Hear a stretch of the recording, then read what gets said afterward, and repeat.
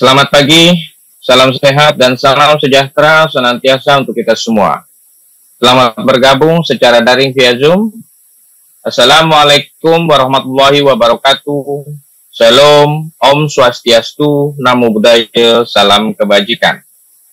Perkenalkan, saya selaku host pada acara ini pagi ini, Jemi Sutiono, yang akan mengantar dan membawakan acara serta memoderasi materi, akan berbincang dengan para pemateri dan Bapak Ibu yang sangat luar biasa.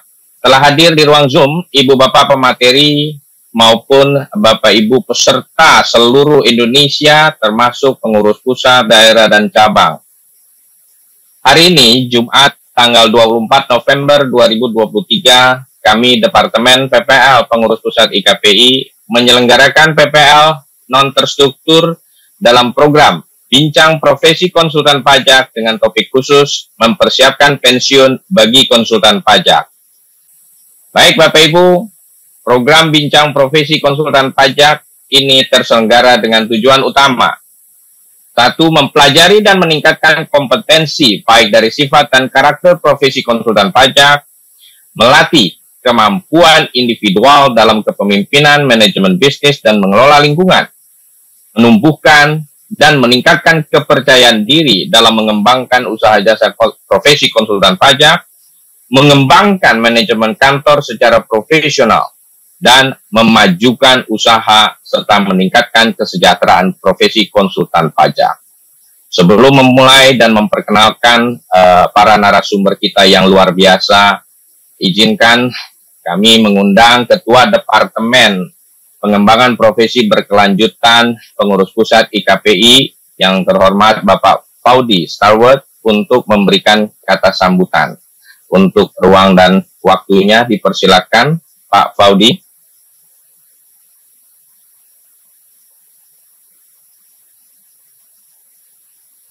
Pak Faudi sudah bisa memberikan kata sambutan. Ya, halo Pak Jemi, selamat pagi. Selamat pagi Pak Faudi, silakan Pak Faudi. Ya, selamat pagi Bapak Ibu, Assalamualaikum warahmatullahi wabarakatuh. Shalom, salam sejahtera bagi kita semua. Bapak Ibu, pada pagi hari ini kita mengadakan kegiatan NTS berupa bincang profesi. Pak Jemi sudah sampaikan maksud kegiatan kita ini. Seperti yang sudah disampaikan, dan ini adalah kegiatan yang mulai 2023 ini kita sangat intens melakukan kegiatan ini. Sebelumnya saya menyapa dulu kepada narasumber kita, Ibu Zeti dan Pak Sugeng. Selamat bergabung. Terima kasih Bapak.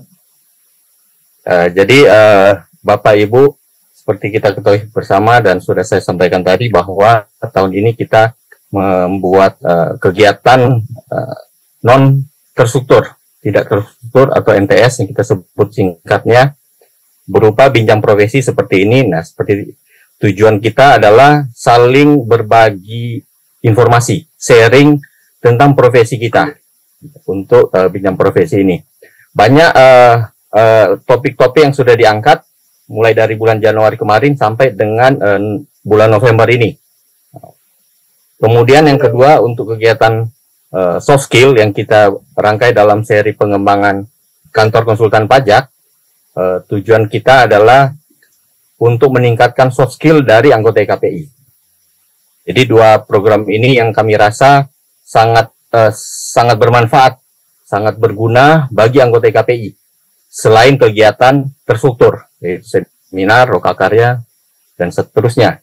Nah, kami dari Departemen PPL berencana untuk kegiatan soft skill, itu kita akan tingkatkan bukan hanya 2-3 jam aja, tetapi kita akan mengadakan kegiatan hybrid dan mengikuti durasi dari kegiatan soft skill itu sendiri. Nah, ada beberapa pihak yang sudah kami diskusi untuk kerjasama mengisi kegiatan kita, gitu. Akhirnya Bapak Ibu mungkin dapat kami ingatkan kembali bahwa ini udah mau memasuki akhir tahun 2023 ada kewajiban yang harus kita penuhi, yaitu pemenuhan PPL kita, baik terstruktur maupun tidak terstruktur.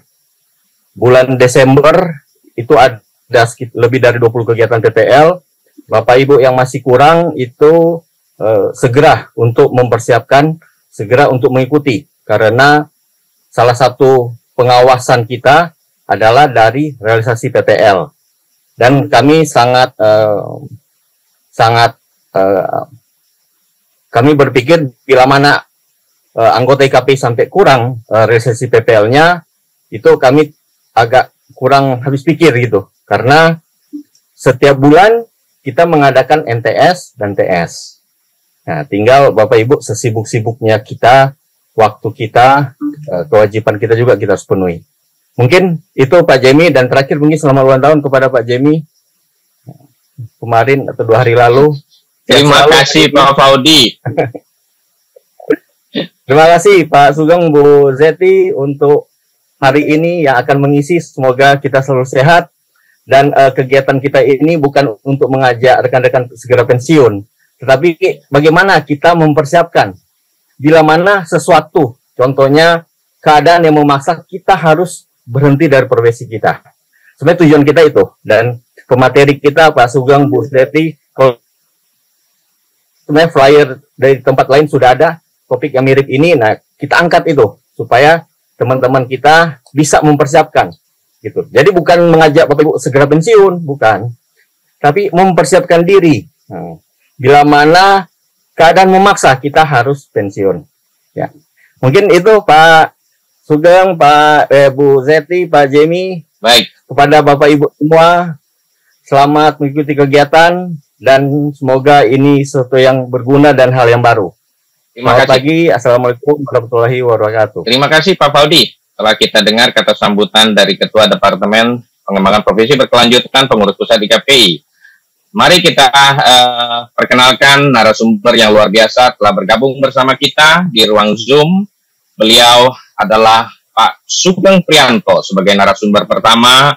Beliau merupakan founder dan direktur daripada Signifikan Bina Insan, di mana Signifikan Bina Insan itu adalah lembaga pembelajaran, sehingga beliau selaku trainer, konsultan, dan terapis, dan memiliki sertifikat yang sangat luar biasa, yang bisa dari dalam negeri, bahkan luar negeri. Beliau mempunyai sertifikat internasional, CEVA, Chief Advisor and Trainer dari Jerman. Dan juga beliau memiliki Certified Master Trainer Developer of Financial Life Skills dari ICEPFE and USAID.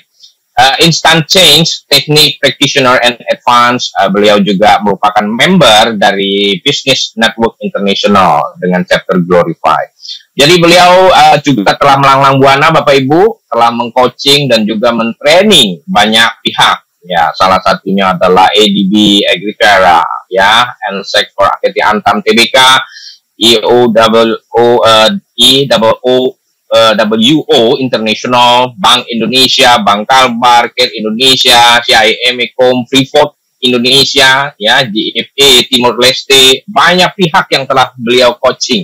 Jadi rasanya kita tidak ragu lagi untuk mendengarkan segala materi konsep tentang pensiun. Nah, kita akan lihat bagaimana narasumber ini akan mengantar kita untuk mempelajari resiko-resiko masa depan terhadap profesi kita. Dan juga narasumber kedua, saya perkenalkan, mungkin teman-teman, Bapak Ibu sekalian sudah tidak asing. Beliau adalah Ibu Zeti.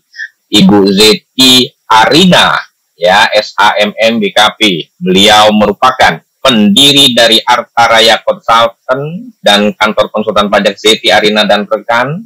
Beliau juga yang kita kenal sebagai Ketua Cabang IKPI Surabaya. Alumni juga Universitas Erlangga. Beliau Wakil Ketua Kadin Bidang Ekonomi, Moneter dan Fiskal Cabang Surabaya. Wakil Ketua IWAPI, ya, Ikatan Wanita ya Pengusaha Indonesia, ya, Bidang Perindustrian dan Perdagangan. Wakil Ketua IWAPI Surabaya bidang hukum dan HAM, jadi beliau juga selaku lawyer, ex-lawyernya, karena mondar-mandir di pengadilan pajak juga beliau. Nah, tidak asing lagi, kita sapa beliau, Pak Sugeng Priyanto dan Bu Zeti Arina. Selamat pagi Pak Sugeng dan Bu Zeti. Selamat pagi Pak Selamat Joni. pagi Pak Joni. Ya, dalam keadaan sehat dan luar biasa sudah mempersiapkan materi yang saya simak sangat lengkap untuk Pak Sugeng dan Bu Zeti sampaikan. Oke Pak Sugeng dan Bu Zeti serta Bapak Ibu sekalian, kita sudah tidak sabar lagi untuk mendengar pemaparan beliau. Nanti akan kita buka sesi diskusi ya di akhir sesi pemaparan oleh pemateri 1 dan pemateri 2, lalu kita buka pertanyaan sekaligus diskusi. Oke, waktu dan tempat kami persilakan Pak Sugeng 30 menit ke depan ya hingga 9.25. Silakan Pak Sugeng. Terima kasih Pak Joni. Bismillahirrahmanirrahim. Assalamualaikum warahmatullahi wabarakatuh. Selamat pagi. Waalaikumsalam. Salam sejahtera untuk kita semuanya. Mohon izin, saya akan share screen untuk berbagi informasi mengenai bagaimana mempersiapkan pensiun.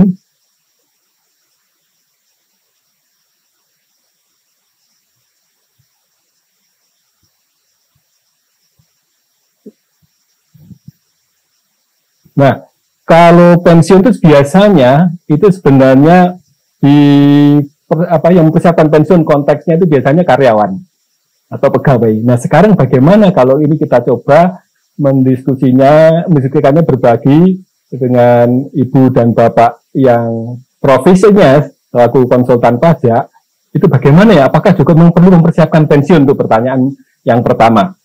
Bukan karyawan, apalagi punya kantor sendiri, apakah perlu pensiun? Sampai kapan saya harus bekerja dan sebagainya? Nah, sebelum kita membahasnya lebih jauh, saya akan berbagi dulu kira-kira ciri pensiunan yang berbahagia itu seperti apa toh? Ini yang pertama. Itu tentu saja ini sehat jasmani dan rohani. Karena tidak jarang pensiunan itu tahu-tahu mendadak sakit, kesehatannya menurun. Nah, tentu ada sebabnya. Nah, sekitar bulan Agustus yang lalu saya berbicara dengan direktur rumah sakit sebuah perusahaan holding besar sekali. Beliau menyatakan bahwa rata-rata karyawan yang apapun levelnya, apalagi punya level tinggi itu, bahwa setelah 2 tahun pensiun itu kesehatan benar menurun. Cara berjalannya sudah beda, kemudian banyak mengalami stres. Nah, apakah kira-kira juga pensiun itu bagi konsultan pajak juga akan mengalami semacam ini, gejala semacam ini? Nah, oleh karenanya perhatian kita agar bahagia dalam pensiun itu adalah sehat jasmani dan rohani. Kenapa? Ini bukan hanya menyangkut kondisi fisik, tetapi nanti juga hubungannya dengan keuangan. Kemudian yang kedua, itu orang pensiun bahagia apabila mendapat perhatian dari orang terdekat, terutama keluarga. Jadi keluarga, istri atau suami dan anak-anak, saudara dan juga tetangga, teman-teman itu juga masih punya perhatian, sering menyapa. Nah, oleh karenanya ini bagaimana nanti pensiun dengan bahagia, keluarga juga tetap menerima kalaupun sudah dalam posisi pensiun. Nah, kemudian juga memiliki aktivitas yang bermakna, karena aktivitas ini akan meningkatkan harga diri. Banyak orang mengalami post power syndrome karena hal ini, merasa harga dirinya sudah hilang, sudah habis begitu pensiun. Karena tidak ada lagi menyapa selamat pagi Bapak, selamat pagi Ibu di kantor. Nah, kalau ini agar kita tetap punya harga diri, punya aktivitas apapun, apa di bidang sosial, atau juga kita akan masih bisa memberikan manfaat pada banyak orang. Nah, kebetulan saya sendiri itu pensiunan. Tapi pensiunan karyawan kalau saya. Jadi saya tahun 2006 saya sudah pensiun. Ya 3 bulan sempat kaget-kaget juga. Ternyata begini ya pensiun kesepian. Ya. Oleh karena saya membuat aktivitas. Awalnya jadi freelance trainer, kemudian di 2007 saya mendirikan sebuah lembaga pelatihan. Dan alhamdulillah masih bisa memberikan manfaat pada orang-orang lain. Kemudian keempat ini memiliki cukup keuangan. Bebas utang, mandiri, dan bisa beramal. Nah, uang memang bukan segalanya, tapi dengan uang itu kita bisa lebih mudah menjalani kehidupan. Nah, nanti Bu Zeti tentu akan memberikan banyak hal tentang ini bagaimana mempersiapkan dia dari aspek keuangannya. Oleh karena kenapa ini saya highlight warna kuning, sehingga nanti ini juga akan menjadi perhatian khusus. Apakah kira-kira ketika pensiun, kondisi keuangan kita, ibu bapak juga akan tetap bagus seperti sebelum pensiun untuk ketika masih aktif menjadi konsultan pajak. Yang berikutnya ini tetap gaul. tidak aktif dalam pergaulan, ketika pensiun tidak menyepi, tetapi kita masih bisa ikut organisasi atau komunitas, sehingga dan kehadiran kita dirindukan. Kalau kita nggak kelihatan, loh ini di mana ya, ini 2 hari, 3 hari ini kok nggak kelihatan. Mungkin ada teman yang atau saudara yang menghampiri kita, sehingga kita akan tetap dirindukan. Kemudian yang terakhir ini masih mau belajar. Jadi masih mau belajar, artinya bahwa pensiun itu sudah bukan kita sudah tadi stop untuk belajar, karena belajar itu seumur hidup. Sehingga kita dengan belajar hal baru, kita masih bisa memberikan manfaat, ditambah pengalaman kita. Nah, yang berikutnya, bagaimana makna pensiun dan implikasinya, terutama bagi profesional, ya, bagaimana? Kalau bagi karyawan itu sudah lazim, ya, sebab gaji. Tapi bagi pensiunan yang berasal dari profesional, itu ya artinya tidak lagi menerima active income. Ya, kita bisa mendapat penghasilan, tapi dari passive income, sifatnya seperti itu kalau pensiun sebagai profesional. Yang kedua itu penghasilan dan pengeluaran. Dalam hal ini untuk gaya hidup, ini seringkali juga menjadi tantangan untuk melakukan adjustment, melakukan penyesuaian. Ya, ketika penghasilannya memang menurun, pengeluaran itu masih tetap seperti kalau kita masih aktif bekerja, itu bisa menjadi tantangan tertentu nantinya. Kemudian kita juga perlu adaptasi dengan situasi baru. Ya, dan tantangan yang terutama situasi baru ketika pensiun itu bisa jadi di luar sana, karena selama ini kita aktif dalam profesi kita, begitu masuk lingkungan kita barangkali, oh ini ada sesuatu yang baru ya. Ketika kita ke komunitas, oh ini ada hal ini ya. Kemudian ada juga orang yang barangkali enggan dekat kita, wah ini profesional, saya sungkan dan sebagainya. Kemudian kondisi fisik, nah biasanya orang pensiun itu sudah karena kaitannya umur, juga karena sakit biasanya, karena dipaksa pensiun karena sakit. Nah, kondisi fisik ini tentunya perlu juga persiapan. Oleh karenanya dalam pelatihan persiapan pensiun yang kami selenggarakan, ada materi yang D ini, jadi bagaimana menyiapkan kondisi fisik, nanti pola hidup sehat dan sebagainya. Kita kemudian juga tentang psikis, bagaimana melakukan mental switching atau mindset reprogramming itu di sana. Kemudian ketika kita memasuki pensiun, seringkali banyak orang yang mengalami ketakutan. Ya, bahkan merasa, wah saya sudah nggak ada artinya lagi. Ya, seperti pahlawan yang dilupakan begitu. Ketika pensiun gagah, 2 tahun setelah pensiun, ini terutama karyawan, maaf, atau kalau profesi profesional, apakah juga akan mengalami semacam ini? Oleh karena ini nanti kita diskusikan bersama-sama. Jadi permasalahannya biasanya ini, jadi adanya ketimpangan antara penghasilan dan pengeluaran. Ya, ketika pensiun, itu penghasilannya bagi yang tidak punya backup, passive income itu akan turun drastis. Sebaliknya, pengeluaran itu grafiknya masih cenderung tinggi, tidak bisa turun secara mendadak. Oleh karena ini akan menjadi sesuatu, gap ini akan menakutkan bagi pensiunan. Nah, apakah ini nanti juga akan dialami oleh pensiunan profesi? Ya, dari profesional ya maksud saya, dari konsultan pajak khususnya, apakah akan mengalami ini kekagetan ini? Ya. Oleh karena kenapa ini juga perlu kita sadari bersama, apakah seandainya berhenti sewaktu-waktu, kalau misalkan terencana itu mungkin bisa, kalau misalkan mendadak, apakah sewaktu-waktu kita siap untuk mengalami penyesuaian ini? Nah, oleh karena tadi kesepakatan di keluarga ketika pensiun penghasilan menurun itu tentu perlu kesepakatan bersama. Menggunakan gaya hidup, misalnya mobilnya semula 2 atau 3, ini apakah bisa dikurangi jumlahnya? Kemudian apakah misalkan kalau kemarin mobil besar, misalkan Alphard atau Hammer atau yang lain, Rubicon, mobil besar yang juga boros seperti itu bisa diturunkan kelasnya misalkan. Ya. Kemudian bagaimana pensiun dengan bahagia, menjalani pensiun dengan bahagia itu, jadi yang pertama, ibu dan bapak sejak awal perlu mengidentifikasi potensi diri. Apa ya seandainya potensi apa yang nanti bisa memberi manfaat bagi orang lain dan juga diri sendiri ketika pensiun. Nah, apakah ada aset yang masih bisa menghasilkan ketika saya pensiun? Ya, aset. Ini jangan-jangan rumah banyak, berpikiran rumah banyak itu aset. Ya, kalau itu disewakan. Kalau ternyata itu malah jadi liabilitas, ya ini yang nanti tentu menjadi pertimbangan apakah rumah yang ada itu juga bagaimana cara menjadi aset yang semula liabilitas, apakah dijadikan cash house atau seperti apa sehingga menghasilkan. Kemudian ini merencanakan dan mengelola keuangan. Dan ini akan lebih baik, lebih ideal apabila literasi keuangan itu juga dipelajari sejak dini malahan. Karena apa? Ini berkaitan dengan perencanaan. Persiapan itu kalau saya dan tim menjalankan pelatihan untuk persiapan pensiun, kalau dulu di tahun 2002 dan sebagainya itu 2 tahun menjelang pensiun. Tapi ternyata itu masih belum cukup bagi karyawan. Akhirnya sekarang itu rata-rata 5 tahun menjelang pensiun sudah kita lakukan pelatihan persiapan pensiun. Karena apa? Ini banyak karyawan yang ketika pensiun ternyata nggak siap. Anaknya masih sekolah belum selesai, barangkali juga tabungannya kemarin juga belum cukup karena ketika aktif itu digunakan untuk hal yang sifatnya konsumtif. Nah, oleh karena tidak bisa berencana atau bahkan ketika punya pesangon itu bingung ini untuk apa. Nah, sekitar 2 minggu lalu saya juga berbicara dengan teman pensiunan, itu akhirnya uangnya dititipkan kepada orang lain dan ternyata hangus itu 1,1 miliar.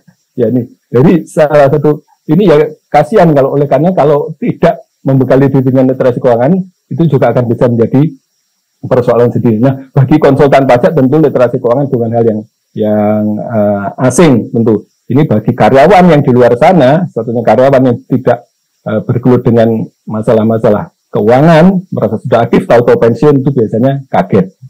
Dan ketika kami melatih di sebuah perusahaan holding company, itu akhirnya HRD-nya atau Human Capital Department-nya itu departemennya menyatakan, wah ini akan baik kalau literasi keuangan juga diajarkan kepada karyawan baru, agar bisa memikirkannya punya waktu lebih banyak. Kalau 5 tahun belum punya persiapan itu ya ngos-ngosan, agak ngos-ngosan, sekalipun nanti akan dapat pesangon.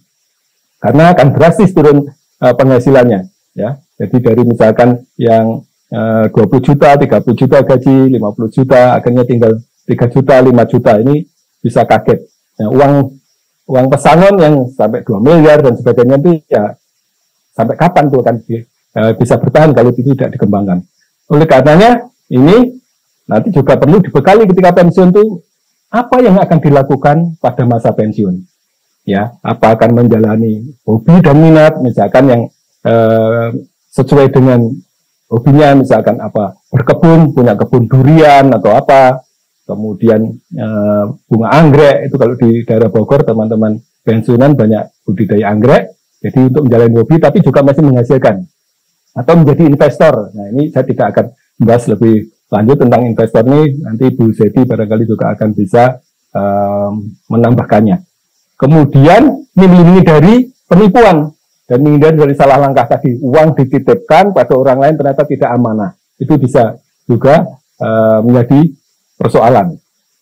Kemudian gaya hidup sehat, nih gaya hidup sehat ini ya akan menghemat uang. Kalau kita sering sakit, uangnya juga akan habis, apalagi tidak di-cover asuransi. Nah, seiring dengan bertambahnya usia, seringkali di rumah-rumah pensiunan itu buka apotek.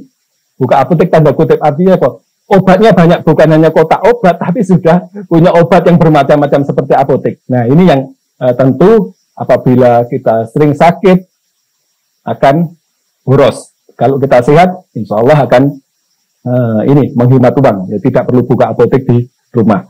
Kemudian, nah ini ada nasihat. Saya lupa ini dari siapa, tapi ini saya pernah mengikuti sebuah seminar. Kalau saya simpulkan semacam ini, jadi bagaimana menyiapkan keuangan berdasarkan tahapan, ada 4 tahapan ketika kita punya perencanaan keuangan berdasarkan usia, yaitu ada nasihat yang seperti ini, usia kepala 2, jadi misalkan antara 23 kalau lulus kuliah, misalkan mulai bekerja usia 23 sampai nanti 29, ini mulai berinvestasi. Dari mana? Dari dana tabungan. Artinya apa? Menabung sejak dini, pesannya di sini. Menabung dari dini. Nah, kalau ibu bapak punya putra dan putri belum usia 20-an, itu sudah mulai sejak dini dilatih menabung, sehingga nanti perlu diberi gambaran, perlu diajari bagaimana berinvestasi. Sehingga begitu punya uang tabungan cukup, diajari investasi. Saya pernah belajar dari teman pengusaha di Bandung, itu Raja Distro waktu itu, ketika saya memberikan pelatihan di Bank Indonesia, saya masih juga salah satu pembicara tamu itu memberikan Ini kalau misalkan punya uang 100.000, itu berapa yang diinvestasikan untuk latihan investasi? Apakah 100-100-nya? Nah ini ternyata itu teman-teman dicoba dulu untuk belajar, karena investasi juga perlu belajar, ya perlu belajar. Itu coba yang 5.000 dulu atau 5%-nya. Nanti apakah? Nah kan nanti bertambah, kemudian juga variasi investasi dan seterusnya. Nah di usia kepala 3 ini sudah punya sumber pendapatan tambahan. Dari mana? Dari investasi tadi. Investasi di usia kepala 2 itu sudah mulai menghasilkan direkan di usia ketiga, sehingga tidak hanya dari penghasilan aktif atau active income, tetapi juga penghasilan dari passive income itu di usia kepala 3. Dan ketika usia kepala 4 itu sudah lunas hutang, artinya hutang dari KPR itu sudah lunas. Kalau misalkan rumahnya melalui kredit, tidak dibeli secara cash, kemudian juga kredit kendaraan bermotor itu sudah lunas, artinya sudah terang ini, ya tidak punya utang. Kemudian usia kepala 5, ya usia kepala 5 sudah mulai pintu gerbang untuk ya siap-siap semakin dekat usia pensiun. Misalkan terutama untuk karyawan, sekali lagi kalau untuk profesi bisa lebih panjang. Tapi seandainya kita punya cukup dana di kepala 5, di usia kepala 5, ini tentu akan lebih menenangkan. Itu dana untuk apa? Untuk hidup sejahtera. Hidup sejahtera itu salah satunya adalah kita bisa cukup untuk hal yang basic, untuk makan, untuk pakaian, untuk kesehatan, dan tentu saja punya tempat tinggal yang tetap. Ya, bukan kontraktor ya, sudah kontraktor. Nah kita juga bisa melakukan hal yang sifatnya hidup sejahtera, itu bisa rekreasi dan sebagainya. Itu kita punya cukup dana. Jadi pas-pasan ya, pas-pasan, pas pengen rekreasi, pas pengen healing, kita punya uangnya, gitu. Pas gini kita pengen beli apa, kita ada uangnya. Ya, tadi bisa beramal, itu kita juga cukup dana. Kalau misalkan ada yang perlu dibantu dengan doa itu bagus, tapi seandainya dibantu dengan doa plus bantuan dana atau yang lain itu akan lebih lebih menyenangkan. Yang berikutnya, ya ini ada nasihat dari buku yang berjudul 6 keranjang dan 7 langkah. Ini disampaikan bahwa ternyata untuk mengelola keuangan, mempersiapkan diri itu ada seperti ini. Yang pertama, kita kan ada 3 golongan orang. Yang pertama adalah menabung apabila sisa. Nah, ini menabung apabila golongan pertama. Golongan kedua, jadi sudah menetapkan tabungan. Jadi misalkan 10% dari uang saya tabung, atau 20% saya tabung, baru yang 80% atau 90% yang digunakan untuk belanja konsumtif. Nah, yang ketiga yang ideal, jadi juga sudah menetapkan untuk hal yang sifatnya ke depan, ya, akhirat. Kalau dalam agama Islam itu zakat, infak, dan sedekah. Kalau saudara kita yang Nasrani itu perpuluhan. Nah, itu untuk melatih mental kaya, karena keuangan tadi sebenarnya berkaitan dengan mindset. Mental kaya bahwa kita berkelimpahan. Yang kedua itu membangun kebiasaan menabung, berhemat tadi, berhemat. Kalau misalkan ada godaan flexing, dan biasanya ada komunitas tertentu yang misalkan menyebabkan kita terjebak untuk boros. Kemudian melunasi utang konsumtif tadi. Jadi utang itu terutama konsumtif sudah membebaskan diri dari ikatan belenggu tadi di usia kepala 4 tadi. Kemudian dana pengaman. Jadi dana pengaman sudah kita selalu siap untuk setidaknya itu 3 bulan. Ya, setidaknya untuk pengeluaran 3 bulan, kalau ada apa-apa itu masih aman. Kemudian ada dana 3P, itu ada tabungan khusus di dana papan, dana pensiun, dana pendidikan kita sudah sisihkan. Kemudian berinvestasi untuk kualitas hidup yang lebih baik. Investasi artinya tadi bahwa kita hidup sejahtera ketika pensiun itu juga bisa berasal dari dana investasi tadi. Kemudian, nah ini mewariskan, sekalipun ada yang pro kontra ini mewariskan kekayaan ini, bahwa udah anak-anak biar nanti berjuang sendiri. Kalau diwarisi nanti menjadi manja, tidak tough gitu mentalnya. Ya ini kalau tergantung pendidikan di keluarga juga. Ini mewariskan bisnis, mewariskan aset yang mewariskan, tapi itu juga tetap perlu persiapan. Saya ada teman itu dari anaknya pengusaha, itu ketika harus mewarisi usaha orang tua itu sekolah dulu, disekolahkan khusus untuk yang berkaitan dengan bisnis itu. Setelah lulus sekolah di luar negeri, itu langsung kerja di dapur, ya untuk cuci piring, kemudian misalnya restoran dan catering. Itu cuci piring dulu, ngepel dapur, dan seterusnya sampai ikut belanja ke pasar, dan baru naik setelah itu posisinya. Itu artinya apa? Bahwa ketika mewariskan kekayaan tetap perlu persiapan untuk ini mendidik dulu, tidak begitu diserahkan, karena banyak kasus perusahaan diserah terimakan dulu aja, kalang kabut dan habis. Kemudian ini bahwa pensiun sebenarnya kalau digambarkan ilustrasinya sebagai pensiun itu buka tabungan. Ya. Kalau yang kita lakukan sebelum pensiun itu positif, itu akan ya kita pecah tabungan untuk ambil tabungan sesuatu yang positif. Apabila kita menabungnya hal yang negatif, ya nanti yang diperoleh hal yang negatif. Oleh karenanya ini apa?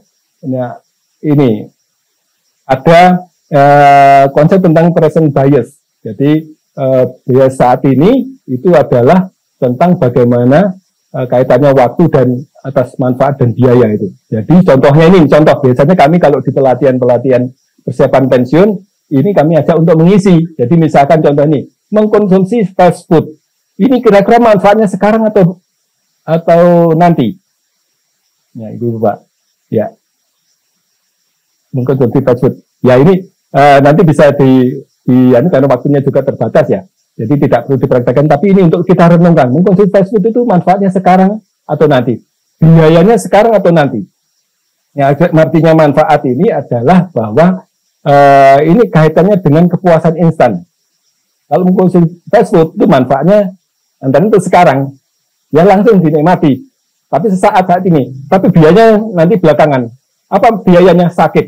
Kalau sering mengkonsumsi fast food, mie instan misalkan, itu lama-lama yang mudah sakit. Kalau olahraga, manfaatnya nanti, biayanya sekarang. Sekarang capek-capek kita olahraga secara rutin. Aduh ini malas-malas kita lawan, bahwa kita harus mengisikan waktu untuk olahraga, tetapi olahraganya nanti. Ya, kita akan sehat. Kemudian begadang, ya senang begadang. Ya. Kemudian manfaat dirasakan sekarang, tapi biaya nanti, sakit-sakitan, mudah sakit. Merokok juga demikian, maaf yang merokok itu juga manfaatnya sekarang bagi yang sedang merokok, tapi biayanya nanti, ada kecenderungan mudah sakit. Berarti alat musik ini manfaatnya nanti, tapi biayanya sekarang, berlelah-lelah untuk berlatih. Belajar hal baru, tadi pensiunan, agar bahagia juga belajar hal baru. Manfaatnya nanti ketika pensiun, ya apa kira-kira hal baru yang ingin dipelajari. Kemudian apakah profesional itu juga perlu belajar baru sebelum pensiun kira-kira. Nah seperti saat ini bagi profesional tantangannya apa sih sebenarnya khususnya konsultan pajak. Ketika kemarin COVID misalkan, apakah hal baru untuk belajar masalah teknologi informasi dengan kita menggunakan pembelajaran atau kita melakukan pelayanan kepada klien secara online, ini juga kalau tidak bisa belajar ya aduh ini saya gaptek sudah selesai. Kalau tidak punya backup misalkan kalau punya tim tidak masalah, kalau nggak punya tim teknik ya akan jadi kemudian meminjam uang. Nah meminjam uang tadi punya pinjaman tadi ini manfaatnya sekarang senang, tapi biayanya nanti harus punya beban mencicil dan sebagainya. Akan jadi menabung itu manfaatnya nanti. Ya, biayanya sekarang harus rela untuk berhemat tadi agar bisa menabung. Kemudian, nah ini biasanya dalam pelatihan itu kami juga ajak para peserta untuk mengecek apakah termasuk kondisi yang mana kira-kira, macam-macam. Misalkan pola makannya itu bagus atau tidak, olahraganya rutin dan tidak. Ini biasanya kami edari formulir atau worksheet untuk ini. Jadi untuk mengecek sehingga nanti akan ada ini treatment bagaimana. Itu biasanya menunya dalam pelatihan persiapan pensiun itu di tempat kami. Pertama ya ini tentang kesehatan. Ya, karena nanti rata-rata pensiun nanti di usia yang sudah di atas 50 ini rentan dalam kesehatan. Kemudian juga mindset, kemudian tentang keuangan bagi karyawan, kemudian juga apakah pengen buka usaha misalkan bagi yang belum pengalaman, kita bisa undang praktisi, kemudian kita juga ajak untuk berkunjung ini ke tempat-tempat usaha, sentra UMKM atau ke pabrik atau apa yang sekiranya bisa memberi inspirasi. Yang terakhir biasanya kami lakukan itu memberikan family counseling. Jadi biasanya pensiunan itu suami istri. Kemudian kita menyiapkan beberapa psikolog untuk ikut membantu ini menyusun ini Jadi menimbulkan harapan baru secara terstruktur. Jadi kita ada tools-nya, kemudian kita diskusikan, sifatnya bentuknya konseling, bahkan yang terbaru ini versi kami itu ada terapinya juga, terapi bersama-sama, karena ada yang ketakutan mau pensiun itu. Ketakutan, sehingga kita lakukan terapi bersama-sama. Ini bagaimana melakukan terapi, dan itu bisa dilakukannya sendiri nanti setelah di kelas itu, mereka di rumah seandainya ada gejolak itu bisa melakukan dengan praktis itu, instant change teknik tadi yang disampaikan oleh Pak Jimmy. Kemudian ini, mereka apa yang akan dikerjakan, membuat action plan-nya. Jadi action plan apa yang akan dilakukan, kemudian roadmap-nya seperti apa ketika pensiun nanti, namanya persiapan, itu sudah ada milestone untuk ini, untuk langkah-langkahnya ini. Nah, saya kira ini Pak Jimmy yang bisa saya sampaikan, barangkali nanti akan lebih intens ketika kita diskusi di sesi tanya jawab. Terima kasih Ibu Bapak semuanya atas perhatiannya. Waktu saya kembalikan kepada Pak Jimmy. Baik, terima kasih Pak Sugeng Priyanto. Mari Bapak Ibu kita berikan aplaus yang meriah dari tempat masing-masing. Beliau sudah menyiapkan materi yang sangat membuat kita terbelalak meskipun sederhana, tetapi capture-nya adalah bagaimana beliau melihat dari sisi pengalaman dan juga pengajaran yang beliau siapkan untuk diri sendiri dan pihak lain. Saya ada 3 poin yang akan simpulkan untuk insight daripada materi Pak Sugeng. Pertama, kita sebagai konsultan pajak harus senantiasa juga melihat atau memperdalam literasi terkait pensiun. Ya, jangan hanya literasi regulasi, pembelajaran hanya untuk regulasi konsultan pajak dan juga ketentuan perpajakan, tapi kita atur waktu untuk bisa melihat literasi keuangan untuk persiapan masa depan, investasi. Kedua, Bapak Ibu, mari kita siapkan waktu kita untuk mempersiapkan investasi masa depan, yaitu investasi yang produktif. Jangan kita mempersiapkan investasi yang tadi disebutkan Pak Sugeng itu, ya kita menginvestasikan obat-obatan. Masa-masa pensiun kita cuma berbekal investasi obat-obatan. Kasihan diri kita ya. Oke, ketiga, tadi poin yang tidak kalah menarik yang Pak Sugeng sempat singgung. Ada kata pas, bahwa di dalam hidup kita, pada saat nanti kita masuk periode pensiun, baik entah itu umur berapa kita akan pensiun, maka kita harus kendalikan dengan kata pas. Jadi pas maksudnya apa? Ketika kita butuh, ketika kita mulai merasakan ada sesuatu, selalu ada pas ada, ya kan? Jadi jangan sampai semua itu kita malah kebingungan, bahkan histeris, ya kan, menjadi resiko yang tak kunjung ada solusi. Nah, mari kita coba mempelajari ini. Jadi ini penting Bapak Ibu kami angkat karena ada narasumber yang berikutnya akan bercerita, ya, akan memaparkan sesuai dengan pengalaman praktek, bahkan dia menemukan berbagai kasus terkait dengan persiapan pensiun. Mari kita undang Bu Zeti Arina. Silakan Bu Zeti, waktu dan ruang untuk menyampaikan bekal untuk kami. Silakan Bu Zeti. Terima kasih Pak Jimmy. Walaupun kita belum pensiun, jadi kita memang ya sudah bersiap secara mental ya. Wajib Bu sekarang. Sudah merencanakan bagaimana ke depan ya.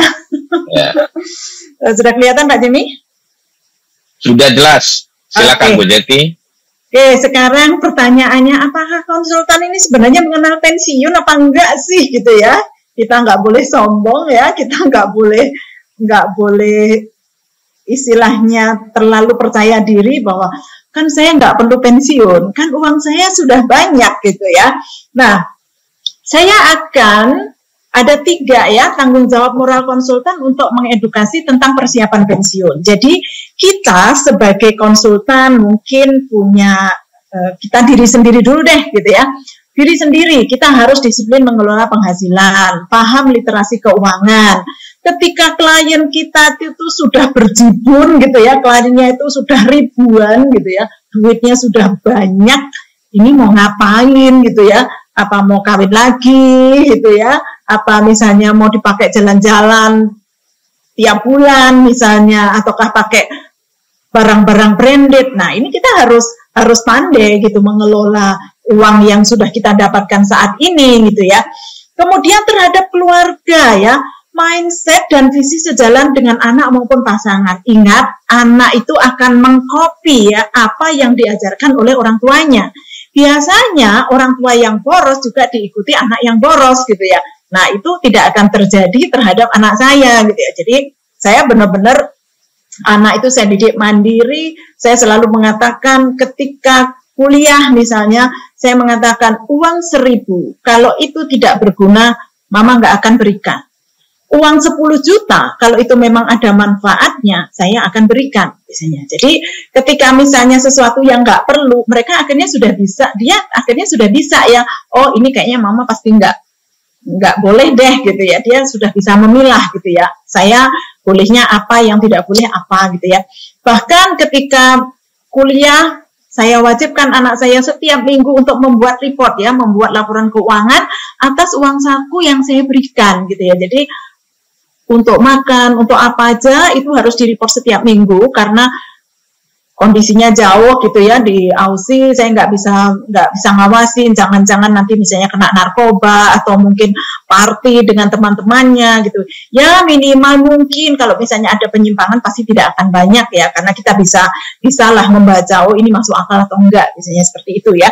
Kemudian juga misalnya dengan pasangan, kalau pasangan kita boros, kita bagaimana, atau justru kita yang boros, ini harus sevisi gitu ya, harus sevisi, karena kalau enggak nanti akan menjadi berantem, ya selalu berantem, yang satu kepingnya begini, yang nah ini juga perlu diajarkan gitu ya, bahkan mungkin ya kalau kita itu pacaran ya, kita itu mestinya, even itu mungkin pacarnya itu anaknya orang kaya, kita mesti bisa tahu gitu ya, visi misinya seperti apa, literasi keuangannya seperti apa. Jangan sampai misalnya merasa anaknya orang kaya, wah bapak saya duitnya banyak gitu, tapi dia literasi keuangannya jelek sehingga nanti misalnya dapat uang berapapun, ya akhirnya habis gitu ya.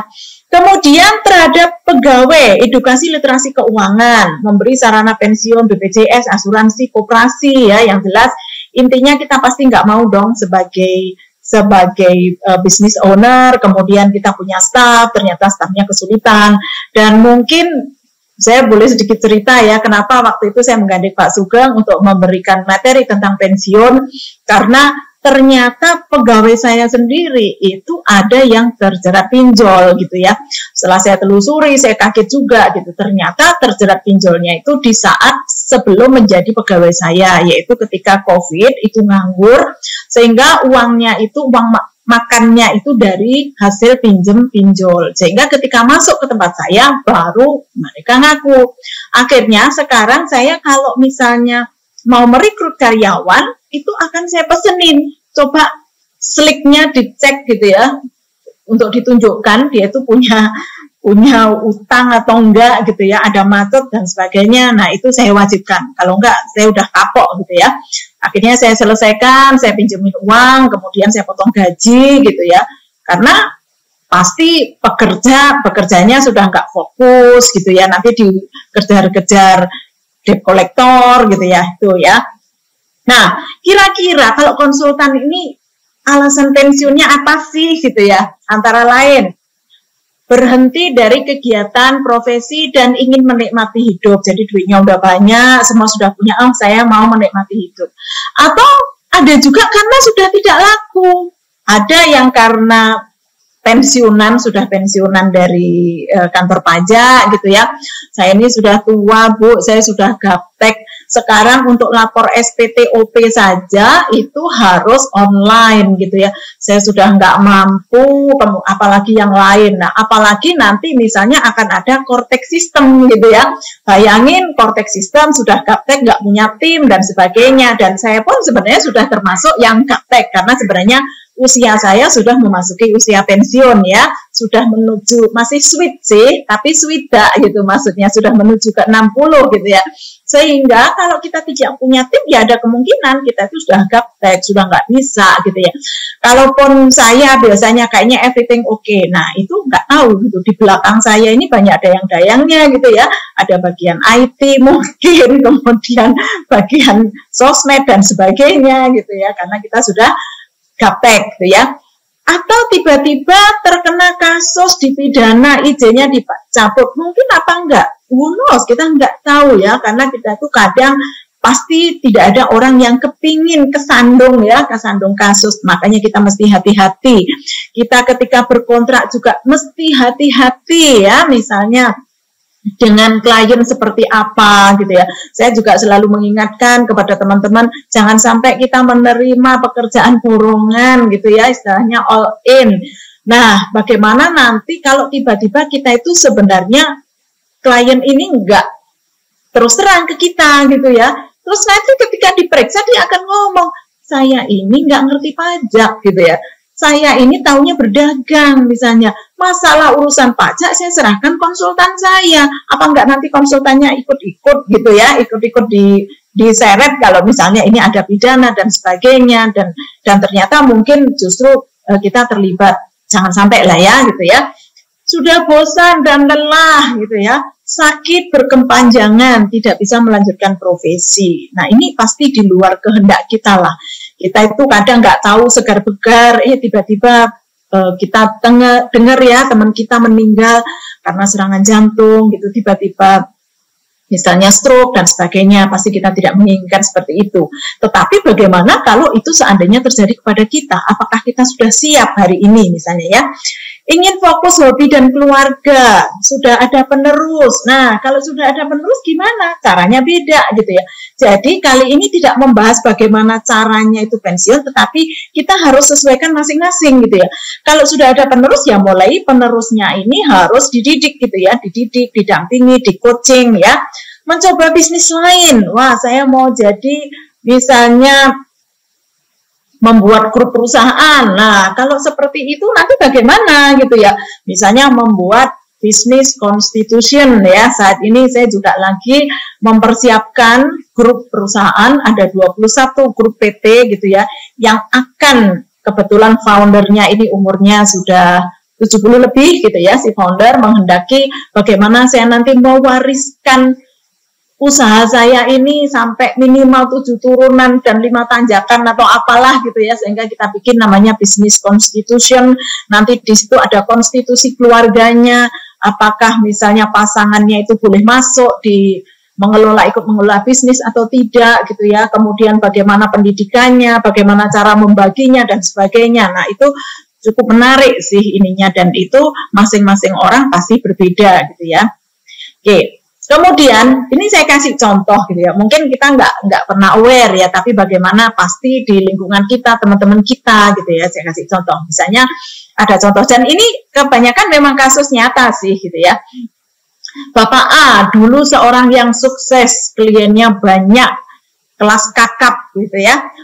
Uangnya seakan tidak habis untuk hidup 7 turunan. Karena merasa mampu, Bapak A ini menikah dengan 4 istri dengan harapan nanti hidupnya penuh kasih sayang ya, dirawat 4 istri dan anak-anaknya di saat tua. Kabar terakhir, Bapak A ini uangnya banyak digunakan untuk investasi tambang batu bara dan ternyata tertipu ya. Karena stres, Bapak A menderita stroke dan sakit tidak ada, dan dalam sakitnya ini tidak ada satupun istri yang mau merawat ya, istri maupun anaknya nggak ada yang mau merawat ya. Saat ini Bapak A terpaksa harus di rumah sendirian, hanya ditemani sopir setianya gitu ya. Nah kalau begini berarti ini persiapannya salah kan ya. Kemudian yang kedua, Bapak B senang menerima proyek restitusi PBH pasal 21 dari Pemda, pernah beberapa tahun lalu, sudah lama ya. Hampir seluruh Indonesia, uangnya nggak karu-karuan ya.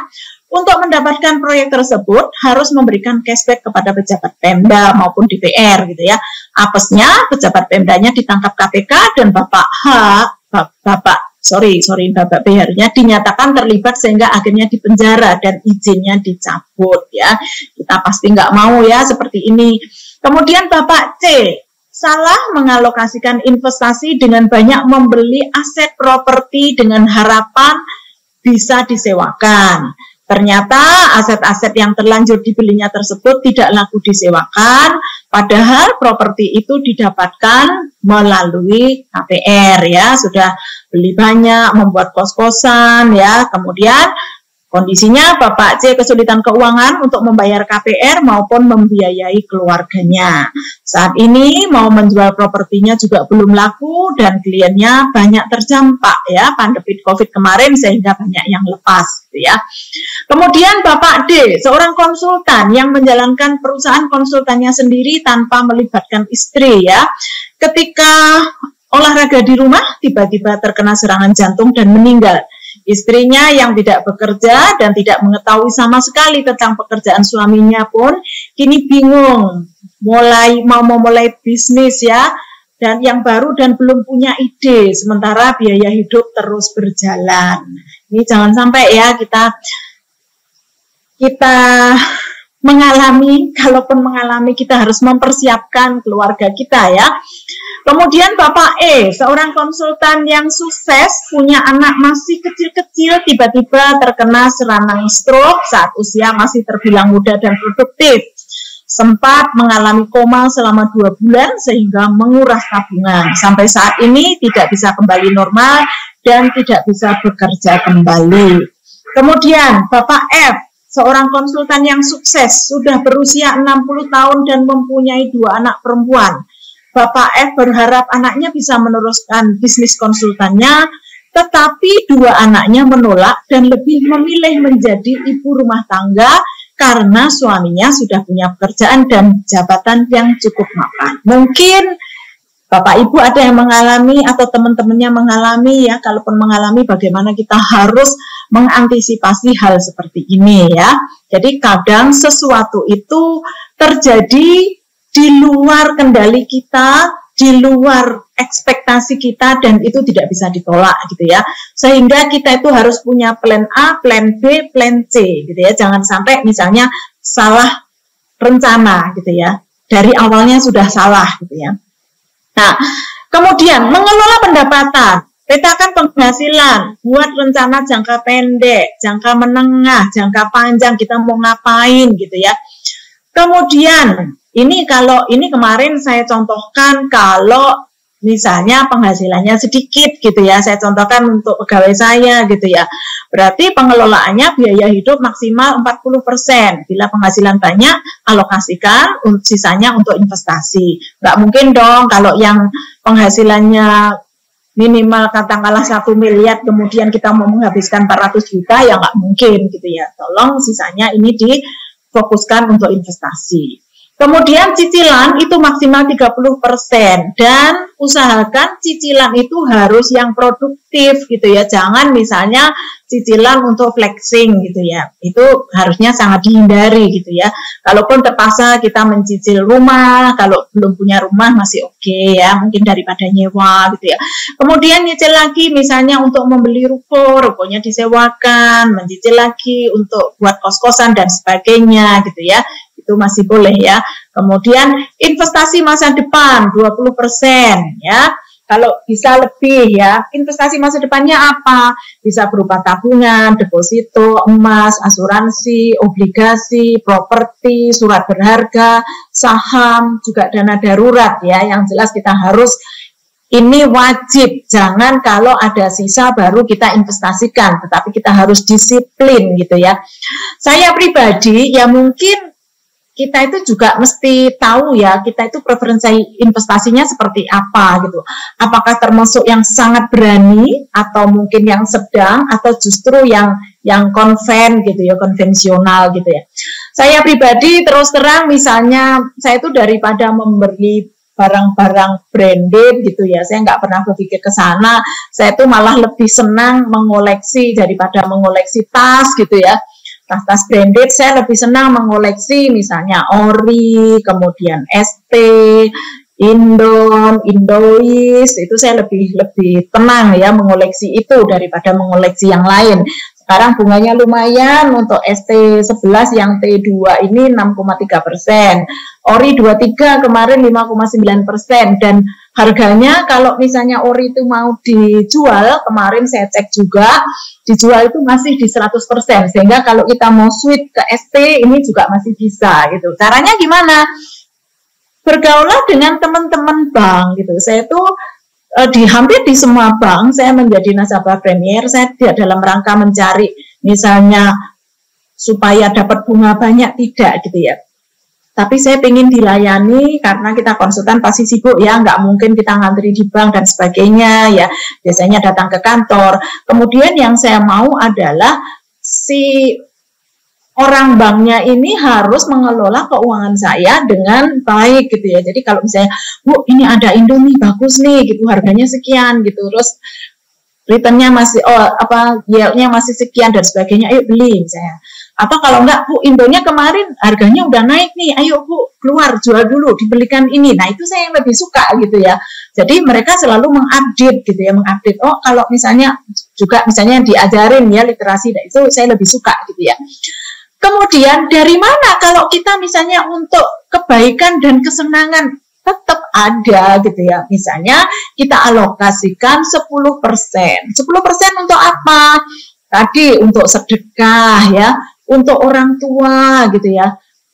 Saya teringat dulu atasan saya ketika saya masih bekerja, saya dikatakan tolong orang tuamu diberikan uang secara rutin, bukan hanya saat ketemu. Jadi memang saya alokasikan sampai kemarin sebelum meninggal pun ya setiap bulan itu bersamaan dengan gaji karyawan itu kita amplopin, mereka senang sekali gitu ya. Kemudian untuk sumbangan, misalnya ada kondangan, banyak undangan manten misalnya ya, untuk kesenangan kita, misalnya mau healing, mau makan-makan, mau membeli barang branded, silahkan, tetap ada gitu ya, tetap ada, tetapi tidak boleh berlebihan. Nah, kita belajar dari artis-artis yang tadinya kaya raya ya, Curtis Jackson ya, kekayaannya 30 juta US dollar, tapi akhirnya bangkrut ya. Nicholas, Pamela, Lisa Mary, Johnny Depp, Mike Tyson ya, akhirnya bangkrut.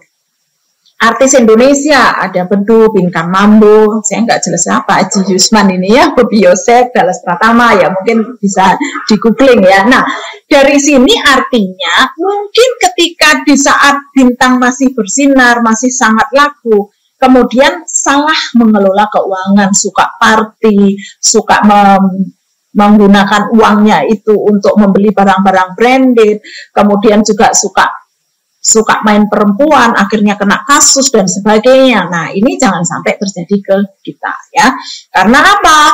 Di masa tua yang jelas biasanya penghasilan sudah menurun, kesehatannya menurun, tetapi biaya hidup biasanya masih lumayan tinggi gitu ya. Dan penghasilan karena kita sudah tidak bisa aktif lagi, biasanya penghasilan harus kebanyakan dari passive income gitu ya. Passive income dari mana? Ya tabungan kita gitu ya. Nah, saya setuju dengan cara orang-orang ini melakukan frugal living ya, yang frugal living ini sebenarnya tidak sama dengan orang yang pelit ya.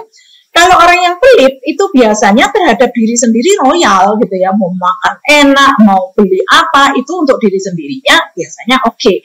Terhadap orang lain kalau suruh bersedekah gitu ya, suruh ngasih orang tua, nah itu biasanya nggak mau gitu ya.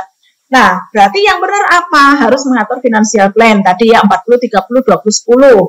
Harus bisa membedakan kebutuhan dan keinginan. Nah, beda kebutuhan dan keinginan. Kalau keinginan sih tak terbatas gitu. Kalau kebutuhan sebenarnya kita sudah bisa kok gitu ya. Hindari flexing ya, gengsi. Hidup tanpa utang itu jauh lebih menyenangkan gitu ya.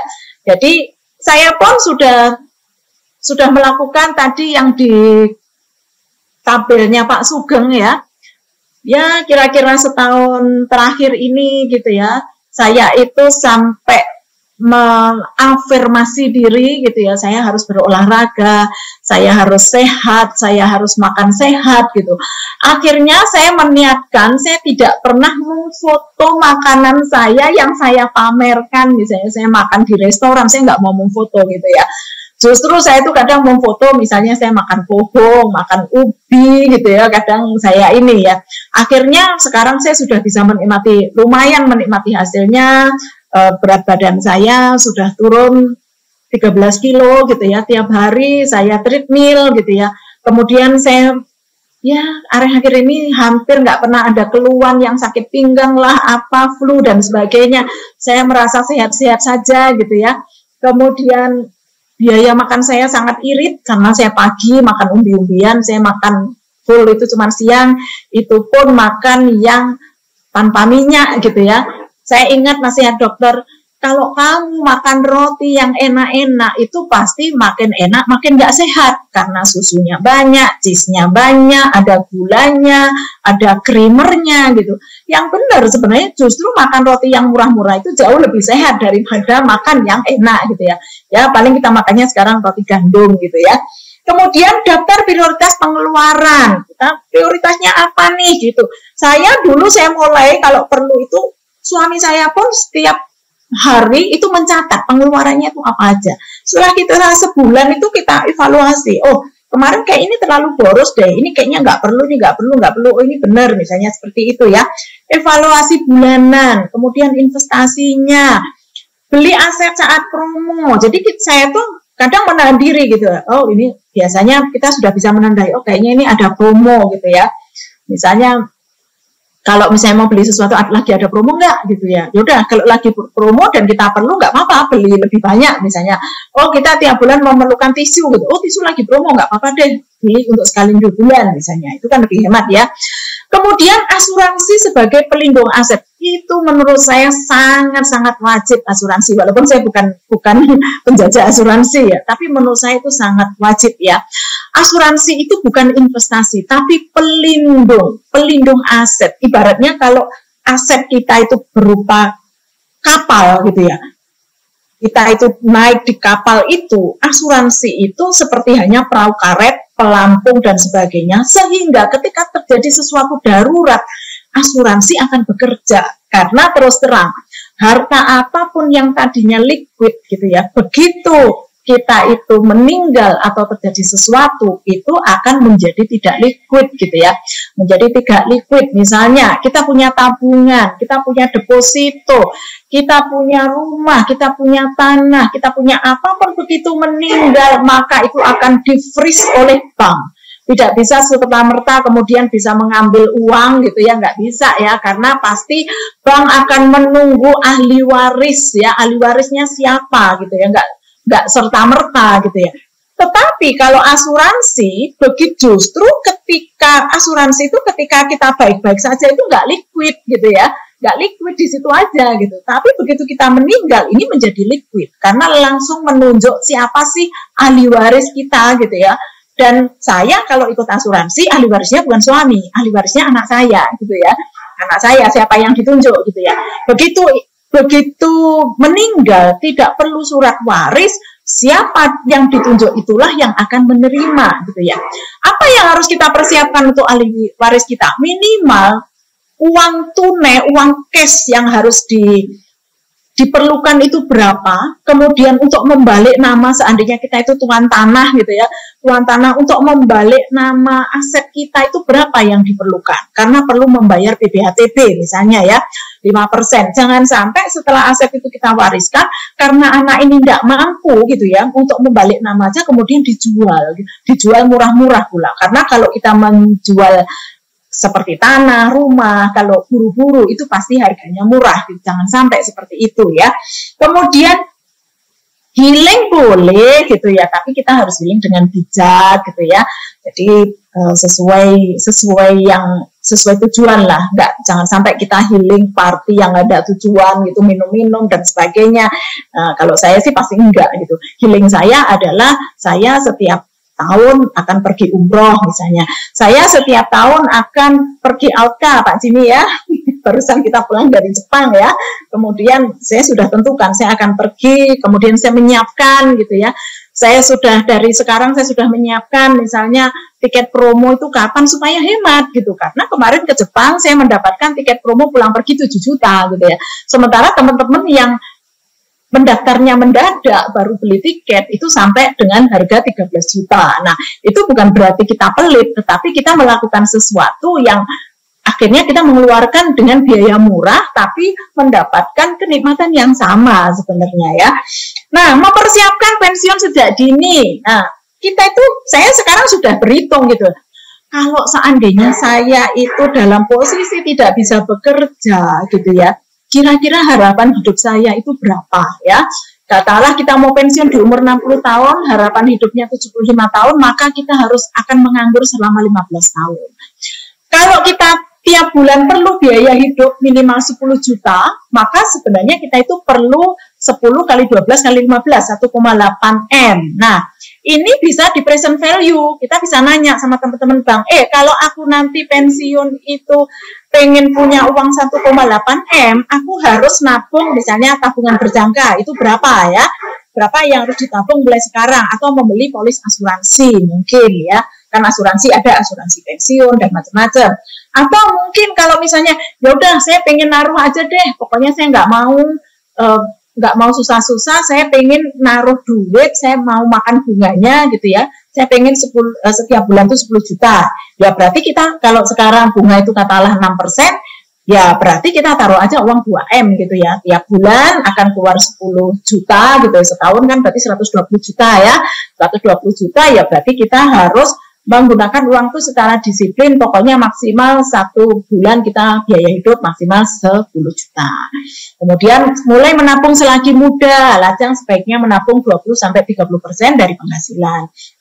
Investasi yang tepat, yang jelas kita JHT pasti punya ya, asuransi, taka, emas, properti, obligasi, saham, surat berharga, atau kita bisnis lain, misalnya bisnis agent GNT misalnya, agent Tiki misalnya, karena kan kita sering juga ngirim surat ke klien gitu ya, daripada kita bayar ke Tiki, gimana kalau kita jadi agent, minimal misalnya, saya ini tiap bulan ngirim tagihan ke klien itu 1.000, nah kan udah lumayan sebenarnya gitu, jadi hemat kan biaya pengirimannya, karena kita dapat diskon dari tadi misalnya dari CNT, Tiki dan sebagainya. Disiplin berinvestasi bukan saat kelebihan uang, tetapi sisihkan secara rutin sesuai dengan presentasi yang ditetapkan. Hindari utang yang besar dan lama untuk kebutuhan yang tidak perlu. Misalnya, saya harus mengganti kendaraan setiap 5 tahun sekali dengan kredit atau bahkan 3 tahun. Terus KPR masih boleh dengan cicilan, tapi tidak boleh melebihi usia pensiun.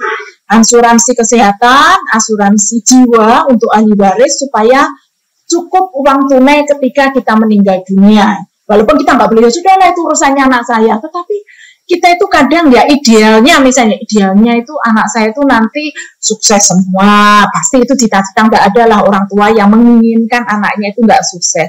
Tetapi apakah cita-cita kita itu tentu tercapai gitu? Nggak tahu gimana gitu ya.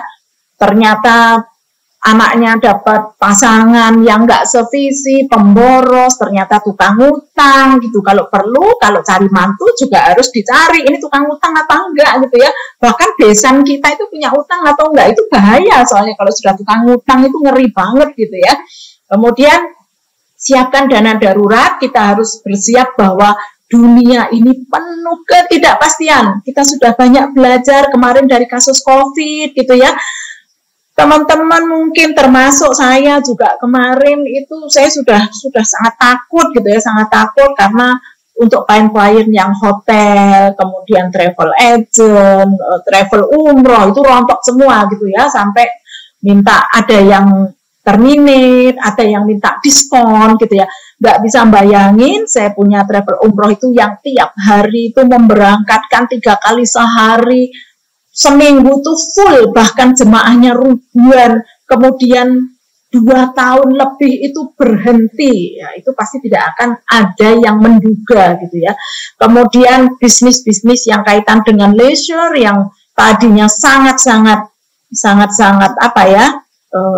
laris gitu ya, tapi begitu COVID, wah semuanya hancur lebur. Makanya berkaca dari peristiwa-peristiwa kemarin, sebenarnya kita itu sudah banyak teredukasi, mulai sekarang kita harus mempersiapkan diri, kita minimal sudah harus siap, saya nanti mau pensiun dengan bagaimana gitu ya. Kalau nggak ada penerusnya ya mau bagaimana gitu, apakah kita akan mencoba bisnis lain atau mungkin kita berjoin gitu, bisnis yang tidak perlu tidak perlu izin melekat di kita, misalnya bisnis consultant, yang manajemen consultant dan sebagainya, tapi kita juga mesti bisa advice secara pajak dan sebagainya. Nah, itu kembali ke masing-masing karena preferensinya juga akan berbeda, kesenangannya berbeda, keahliannya berbeda, kemudian juga preferensi dari keluarga juga berbeda. Saya pikir itu, Pak Jimmy, terima kasih. Ayo kita berdiskusi gitu ya, mudah-mudahan. Terima kasih Bu Jeti. Mari kita berikan aplaus yang meriah ya kepada beliau. Bu Jeti, dari pemaparan Bu Jeti, seorang Bu Jeti Arina ini ternyata luar biasa di dalam konsep literasi keuangan. Sampai-sampai kawan kita tadi berkomentar apakah Bu Jeti ini sudah memiliki Certified Financial Planner. Nah, ternyata kan Bu Zeti ini adalah sosok konsultan pajak yang sudah malang melintang puluhan tahun ya. Jadi sudah ada berapa nih Bu Zeti, mengenap berapa, 30 tahun kah untuk di konsultan pajak?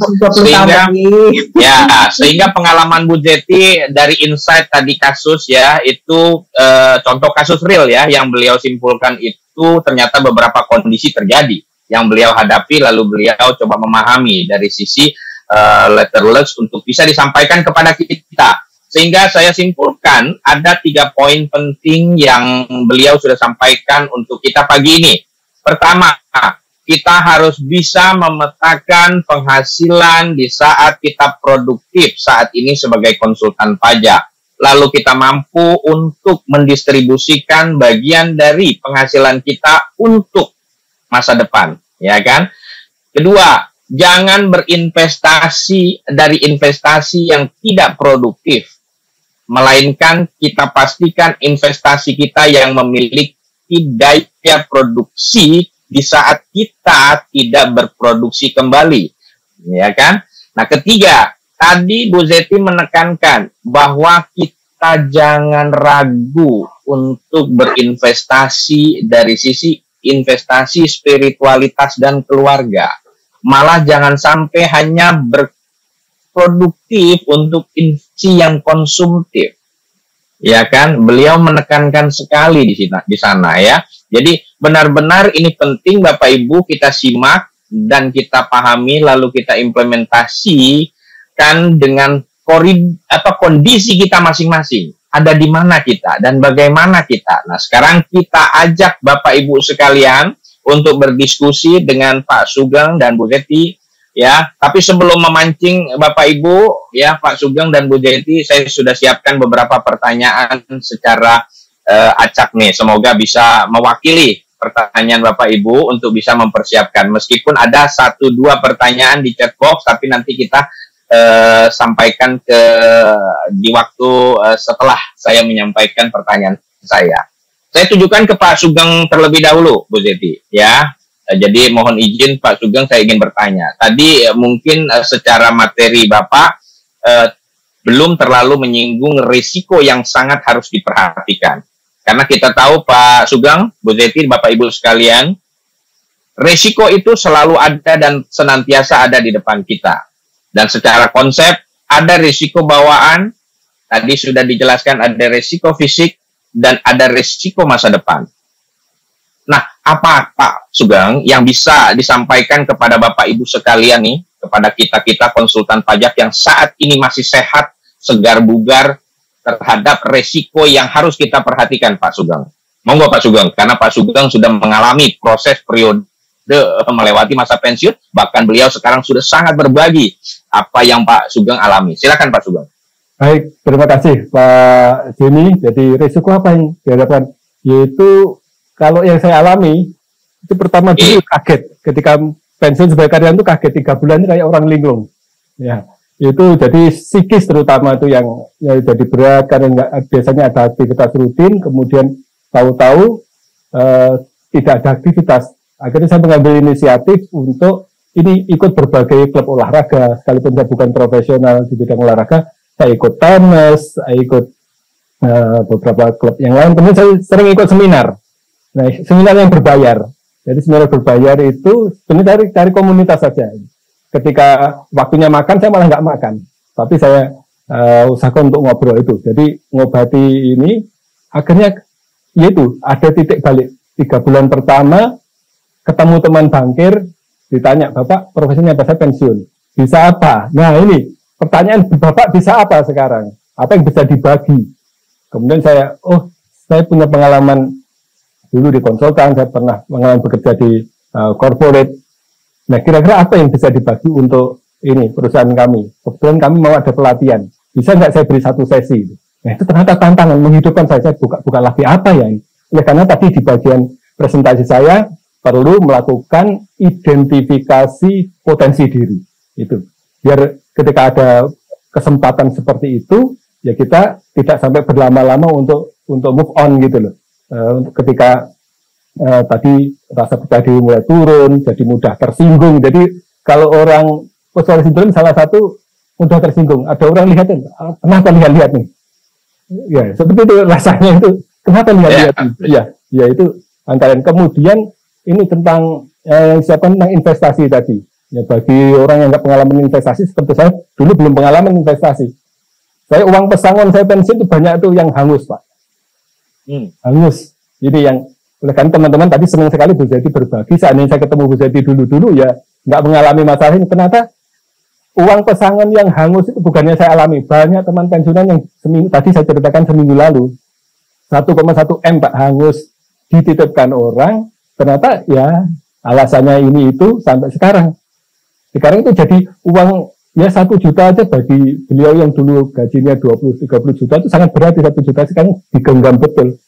Nah ini oleh karenanya ketika belajar investasi juga perlu ilmu itu. Bukan misalkan ikut-ikutan ini ya, kita ikut-ikutan. Oleh karena kalau tadi ada menarik ada pertanyaan Pak Michael tuh bahwa ada tipe investasi yang risikonya rendah, kemudian atau konservatif, yang moderat dan juga yang agresif nih. Itu kalau kita masih belajar yang rendah lah, ibaratnya naik sepeda yang kita kayak gini ya, kemudian baru ditingkatkan. Tapi bagi saya ini menurut pengalaman itu investasi yang moderat saja kalau bagi saya.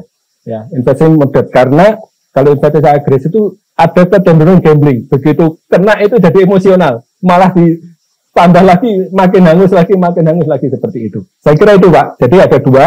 Pertama tuh tentang kita perlu identifikasi potensi diri. Yang kedua, kalau mau investasi butuh ilmu. Terima kasih Pak Jimmy. Oke, terima kasih Pak Sugeng atas penjelasan, tanggapan, jawaban sekaligus menjawab pertanyaan Pak Michael. Karena di chatbox itu beliau Pak Michael menanyakan ya kepada narasumber bahwa ketika kita merencanakan pensiun terdapat pilihan investasi dengan tipe-tipe yang berbeda, tipe konservatif, moderat, agresif.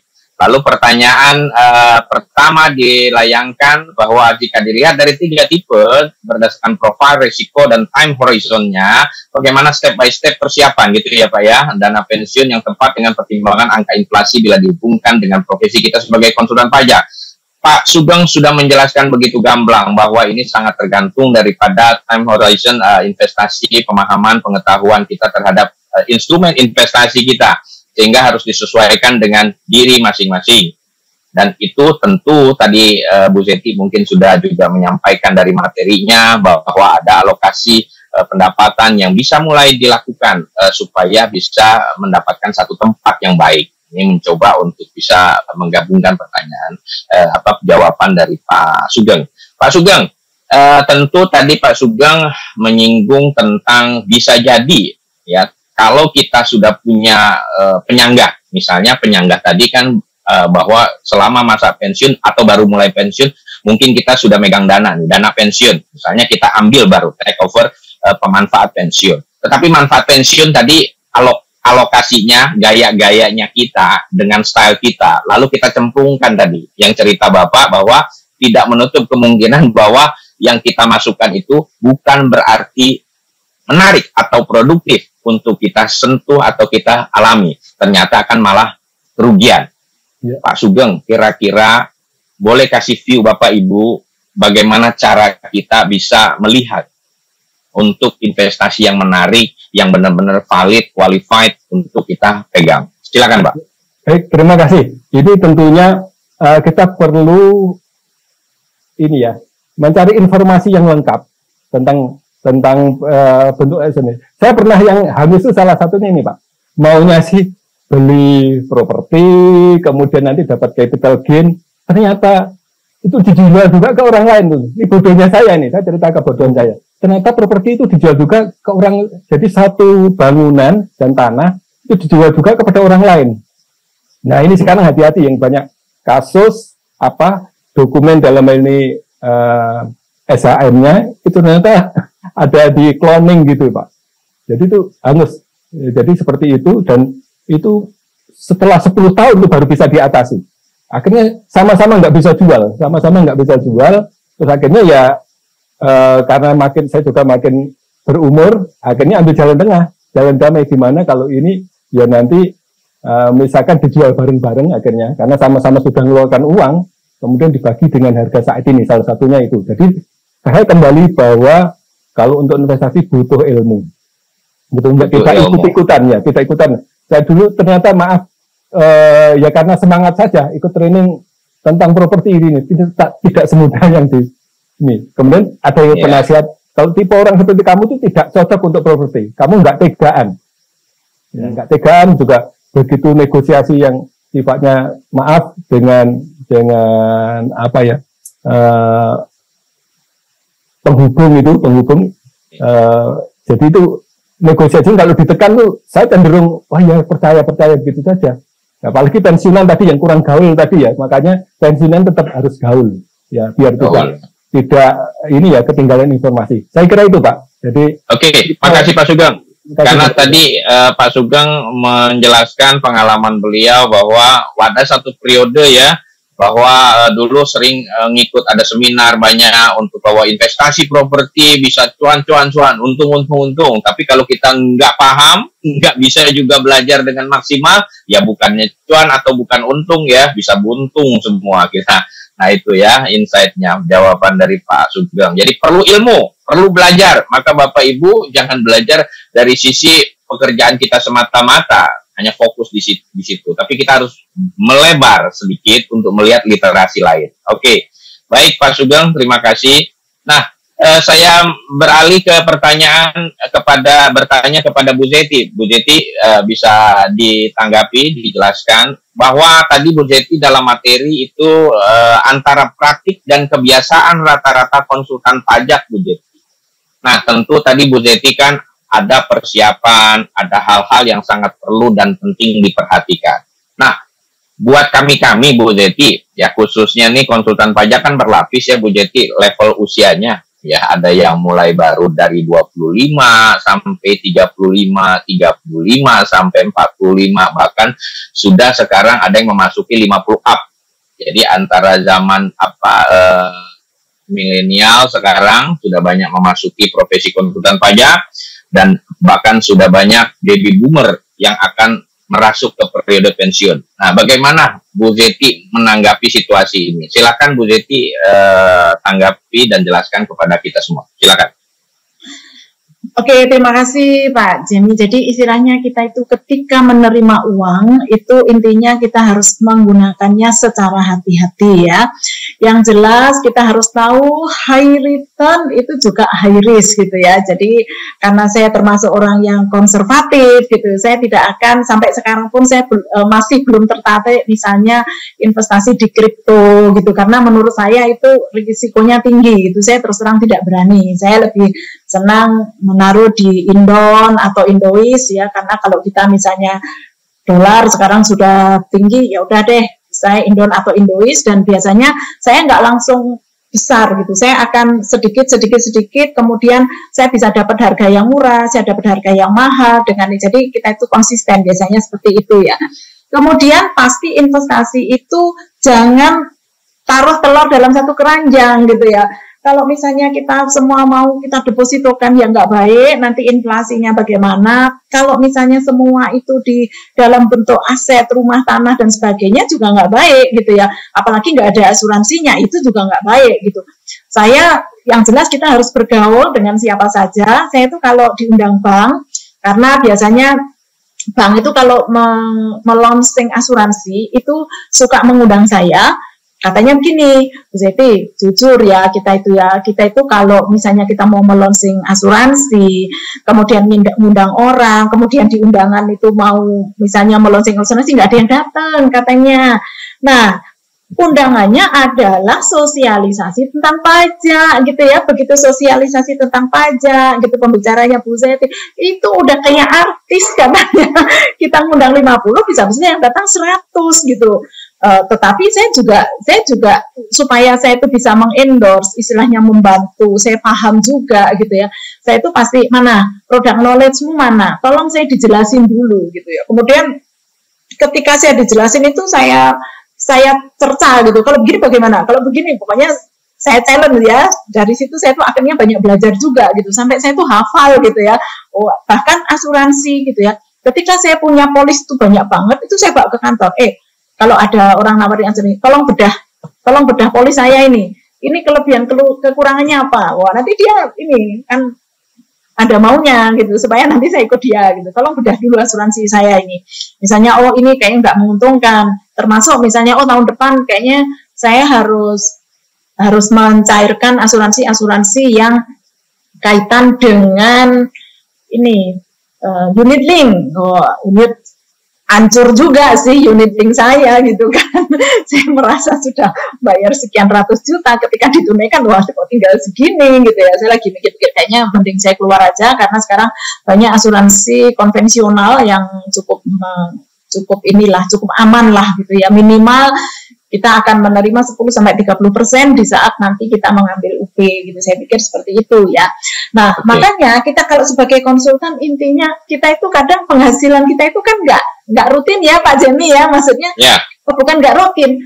Kita turun itu bisa turun naik gitu ya. Kita bisa turun naik gitu ya. Apa yang saya lakukan? Ketika saya turun naik, ibaratnya saya tuh mikir gini, kalau saya tuh nerima klien semuanya compliant, waduh berat nih. Gajinya berat gitu ya, gajinya karena saya perlu karyawan yang banyak gitu ya. Compliant itu pasti fee-nya nggak terlalu mahal gitu. Tetapi compliant ini tetap kita perlukan gitu. Tetap kita perlukan sebagai istilahnya untuk fixed cost lah. Jadi istilahnya kantor itu tetap bisa berjalan kalau kita punya compliant. Kalau secara jujur pilih yang mana, compliant atau case gitu. Saya lebih pilih case sih sebenarnya. Tetapi pertanyaannya, apakah kita tiap hari case itu datang gitu? Kalau case itu nggak datang, ya terus kantor kita gimana? Gimana cara bayar karyawan dan sebagainya gitu kan? Nah itu yang juga kita harus pertimbangkan gitu. Sehingga kalau saya itu menerima sukses fee dari case itu saya anggap bonus. Ini saya nggak akan menggunakan dengan gampangnya gitu. Oh ini bonus, nggak boleh, harus disisihkan gitu ya. Langsung saya investasikan. Sementara kalau yang dari compliant gitu, pasti ya rutin lah gitu, rutin ya paling nanti ada naik turun, ada yang ketika akhir tahun ini pasti tahun depan ini mau perpanjangan apa enggak gitu ya, mau perpanjangan atau enggak, kalau ada yang lepas, ada yang masuk, ada yang ini, biasanya kan seperti itu.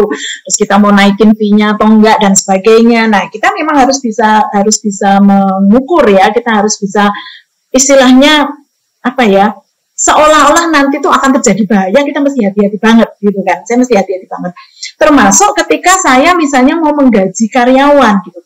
Menggaji karyawan, saya tidak menggunakan lumsum, saya tidak mau pusing menghitung lembur gitu ya.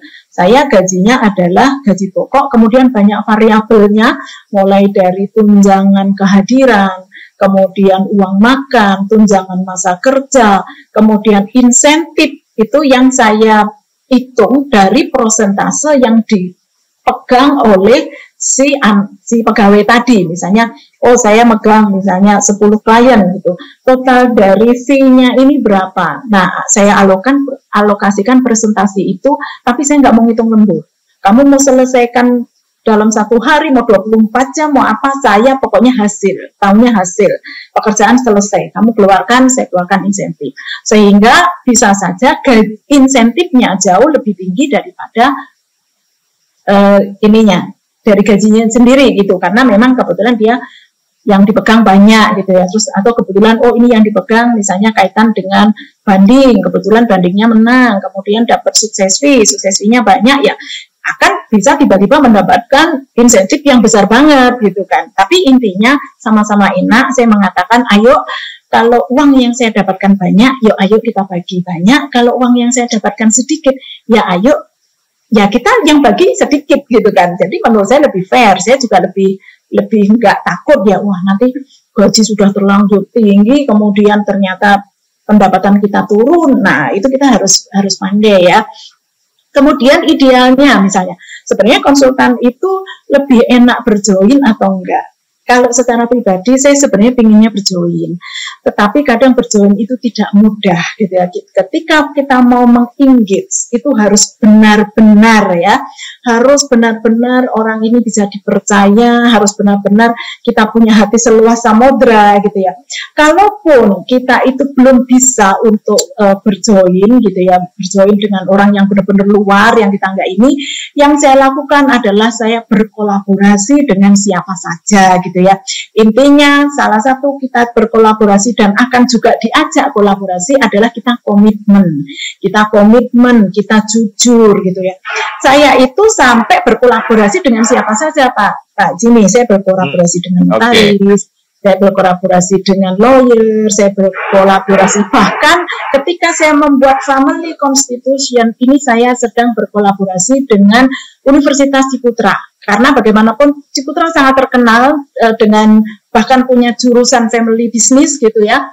Kemudian sudah sangat ini terkenal bagaimana mereka membuat family constitution, dan saya akan menguatkan dari sisi legalnya gitu ya, legalnya. Kemudian yang saya garap ini kebetulan muslim gitu, akan dibagi secara faraid gitu ya, jadi kita hitung, dan kebetulan istrinya 3 gitu ya, saya harus membuat 3 cut off gitu ya, yang ini dan sebagainya. Itu sangat menarik sih sebenarnya, dan semakin kita banyak kolaborasi, kita itu sebenarnya hasilnya makin banyak. Ibaratnya gini, kemampuan saya itu cuma 10, sehingga sesusah apapun sudah saya maksimalkan, saya cuma dapat 10.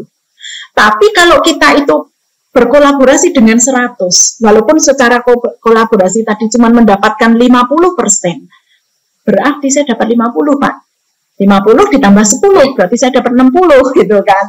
Makanya kita itu jangan pernah takut untuk berkolaborasi gitu ya, sehingga kita itu akan dapat rezeki dari mana-mana. Kita harus berada di mana-mana, kapan saja, kayak Coca-Cola. Terima kasih Pak. Oke, terima kasih Bu Jeti. Tadi insight-nya cuman Bu Jeti menyinggung bahwa teman-teman jangan sampai salah menyimak ya. Tadi bahwa ada kasus dan sekarang dipetakan oleh Bu Jeti bahwa seorang pengusaha yang sudah mencoba mempunyai cabang di rumah tangga menjadi 3, jangan diikutkan ya, tapi cabang konsultannya yang diikutkan. Karena tadi sudah menjawab juga ya penjelasan Bu Zeti terkait dengan pertanyaan Pak Michael dari sisi kepemilikan atau bentuk konsultan pajak terkait dengan profil risiko yang mana kemungkinan itu sangat tergantung daripada konsultan pajak tersebut ya, apakah tipe konservatif, tipe moderat, tipe agresif, sangat tergantung dari kondisi masing-masing ya. Itu sudah terjawab. Lalu berikut sekarang saya masuk ke pertanyaan kawan-kawan kita nih lewat chat box. Di sini ada pertanyaan dari Ibu Dwina Karina. Bagaimana kalau kita generasi milenial yang kebanyakan adalah sandwich generation, secara praktik agak sulit untuk bisa mengaplikasikan percentage budgeting yang disarankan, apalagi menyisihkan untuk dana pensiun. Bagaimana menurut Pak Sugeng dan Bu Zeti? Apakah ada saran? Silakan Pak Sugeng dulu. Baik, terima kasih. Saya akan jawab pertanyaan dari Bu Dwina Karina. Jadi begini, tadi di awal di kata kuncinya kan sulit mengaplikasikan untuk ini tadi ya Pak, aplikasikan tadi persentase budgeting, jadi budgeting sulit. Nah, kira-kira sulitnya apa dulu? Ini yang perlu dicari. Tantangannya apa? Karena karena item posnya sendiri masih butuh banyak pengeluaran, artinya apakah memang kalau misalkan dipaksa dikeluarkan itu nggak cukup misalkan, atau karena hanya di pikiran saja. Ini karena itu yang perlu jelas dulu. Nah, kalau itu masalah yang tadi wah ini memang sulit, itu juga banyak. Saya juga pernah dulu mengalami bahwa ketika gaji biasa-biasa saja selaku karyawan ya cukup, ketika naik posisi ya cukup, kita naik lagi cukup. Dan ya ini berarti saya waktu itu masuk kategori tipe pertama. Jadi mau menabung apabila sisa. Dan ternyata itu kalau kita mindset kita nggak diubah, disisihkan dulu, itu akan berapapun kenaikan penghasilan kita dari gaji waktu itu akan sulit untuk menyisihkan. Itu jawaban saya. Jadi dilihat dulu sulitnya karena apa? Apakah karena memang jumlahnya nggak cukup, ataukah karena memang kita sendiri tadi punya mindset, ya nanti kalau sisa saya tabung. Ternyata begitu penghasilan naik, pengeluaran kita juga ya naik. Oh, pengen ini tadi Bu. Yeah. Jadi dengan kata lain perlu membedakan antara keinginan dan kebutuhan tadi. Saya kira itu dulu, Pak. Oke, terima kasih Pak Sugeng dari mindset. Jadi kita harus memulai dari mindset. Sekarang kita alihkan, Bu Jeti bagaimana sarannya? Ketika Bu Dwina, Karina atau kita semua, Bu Jeti ya ingin menyisihkan dana pensiun. Kalau kita masih di periode sandwich ini ya milenial yang mungkin penghasilannya pas-pasan Bu Jeti. Ya, Bu Jeti ada insight nggak? Silakan Bu Jeti. Ya. Oke, saya tidak pernah merasa namanya sandwich generation ya, karena di dalam kepercayaan saya bahwa memberikan untuk orang tua itu bagian dari sedekah dan itu akan mendapatkan balasan yang tak terbatas dari Tuhan. Itu kepercayaan saya gitu ya. Jadi walaupun mungkin orang tua saya sudah tidak perlu apa-apa gitu ya. Waktu itu orang tua saya pensiunan gitu ya, dan rumahnya itu saya bawa ke rumah saya gitu ya. Saya tidak akan menyatakan bahwa kan semua sudah saya cukupin gitu, semua sudah saya cukupin, mau apa saja saya berikan, tidak seperti itu gitu. Tiap bulan saya tetap memberikan jumlah yang tetap gitu ya. Jadi kayak menerima gaji gitu ya. Saya menyatakan silahkan uang ini mau dipakai apa saja, mau dipakai ngasih cucunya boleh, mau dipakai beli mau jajan boleh, mau pokoknya apa aja boleh, mau beli baju, walaupun baju saya juga sudah belikan, intinya begitu ya. Itu kepercayaan saya. Dan saya juga merasa dengan saya semakin banyak memberi ke orang tua saya, rezeki saya tidak akan berkurang sama sekali. Itu yang saya lakukan sejak dulu, sejak saya masih menjadi karyawan ya, masih menjadi karyawan. Jadi cara kita ngasih itu bukannya ketika kita ketemu dikasih disangoni, istilahnya bukan seperti itu. Tapi setiap bulan saya sisihkan jumlah tetap, jumlah tertentu. Bahkan ketika hari raya saya juga ngasih THR. Kasih THR, berarti ini untuk nanti beli baju, mungkin beli apa, terserah lah. Nanti cucu-cucunya pada ngumpul gitu untuk ngasih. Saya tidak pernah jangan merasa menjadi sandwich generation, justru suatu kebanggaan ketika bisa kita membantu orang tua. Nah, yang perlu kita lakukan adalah bagaimana kita ngerem keinginan ini. Saya contohkan kemarin, di kantor itu ada seorang kepala cabang yang pada waktu itu saya masih jadi pegawai ya, di tahun 2000 itu saya masih jadi pegawai. Ada seorang kepala cabang yang gajinya 30 juta, tetapi kepala cabang ini utangnya banyak, gitu. Utangnya banyak, sampai kalau anaknya itu mau kuliah, gitu ya, itu utang ke saya tuh ngomel nggak karu-karuan, sama itu salah, ini. Itu yang saya omelin juga, sudahlah Bu Seti mau ngomel nggak apa-apa deh, yang penting saya dipinjemin uang. Saya itu langsung dibawa, diseret ke ATM supaya minjemin uang untuk kuliah anaknya. Waktu itu masih saya pinjemin karena katakanlah pinjem di tanggal 20 gitu. Saya manajer accounting waktu itu ya. Kan nanti tanggal 30 gajian, jadi langsung saya potong gaji. Saya nggak takut dia akan lari gitu karena saya yang bagian potong gaji gitu kan gininya.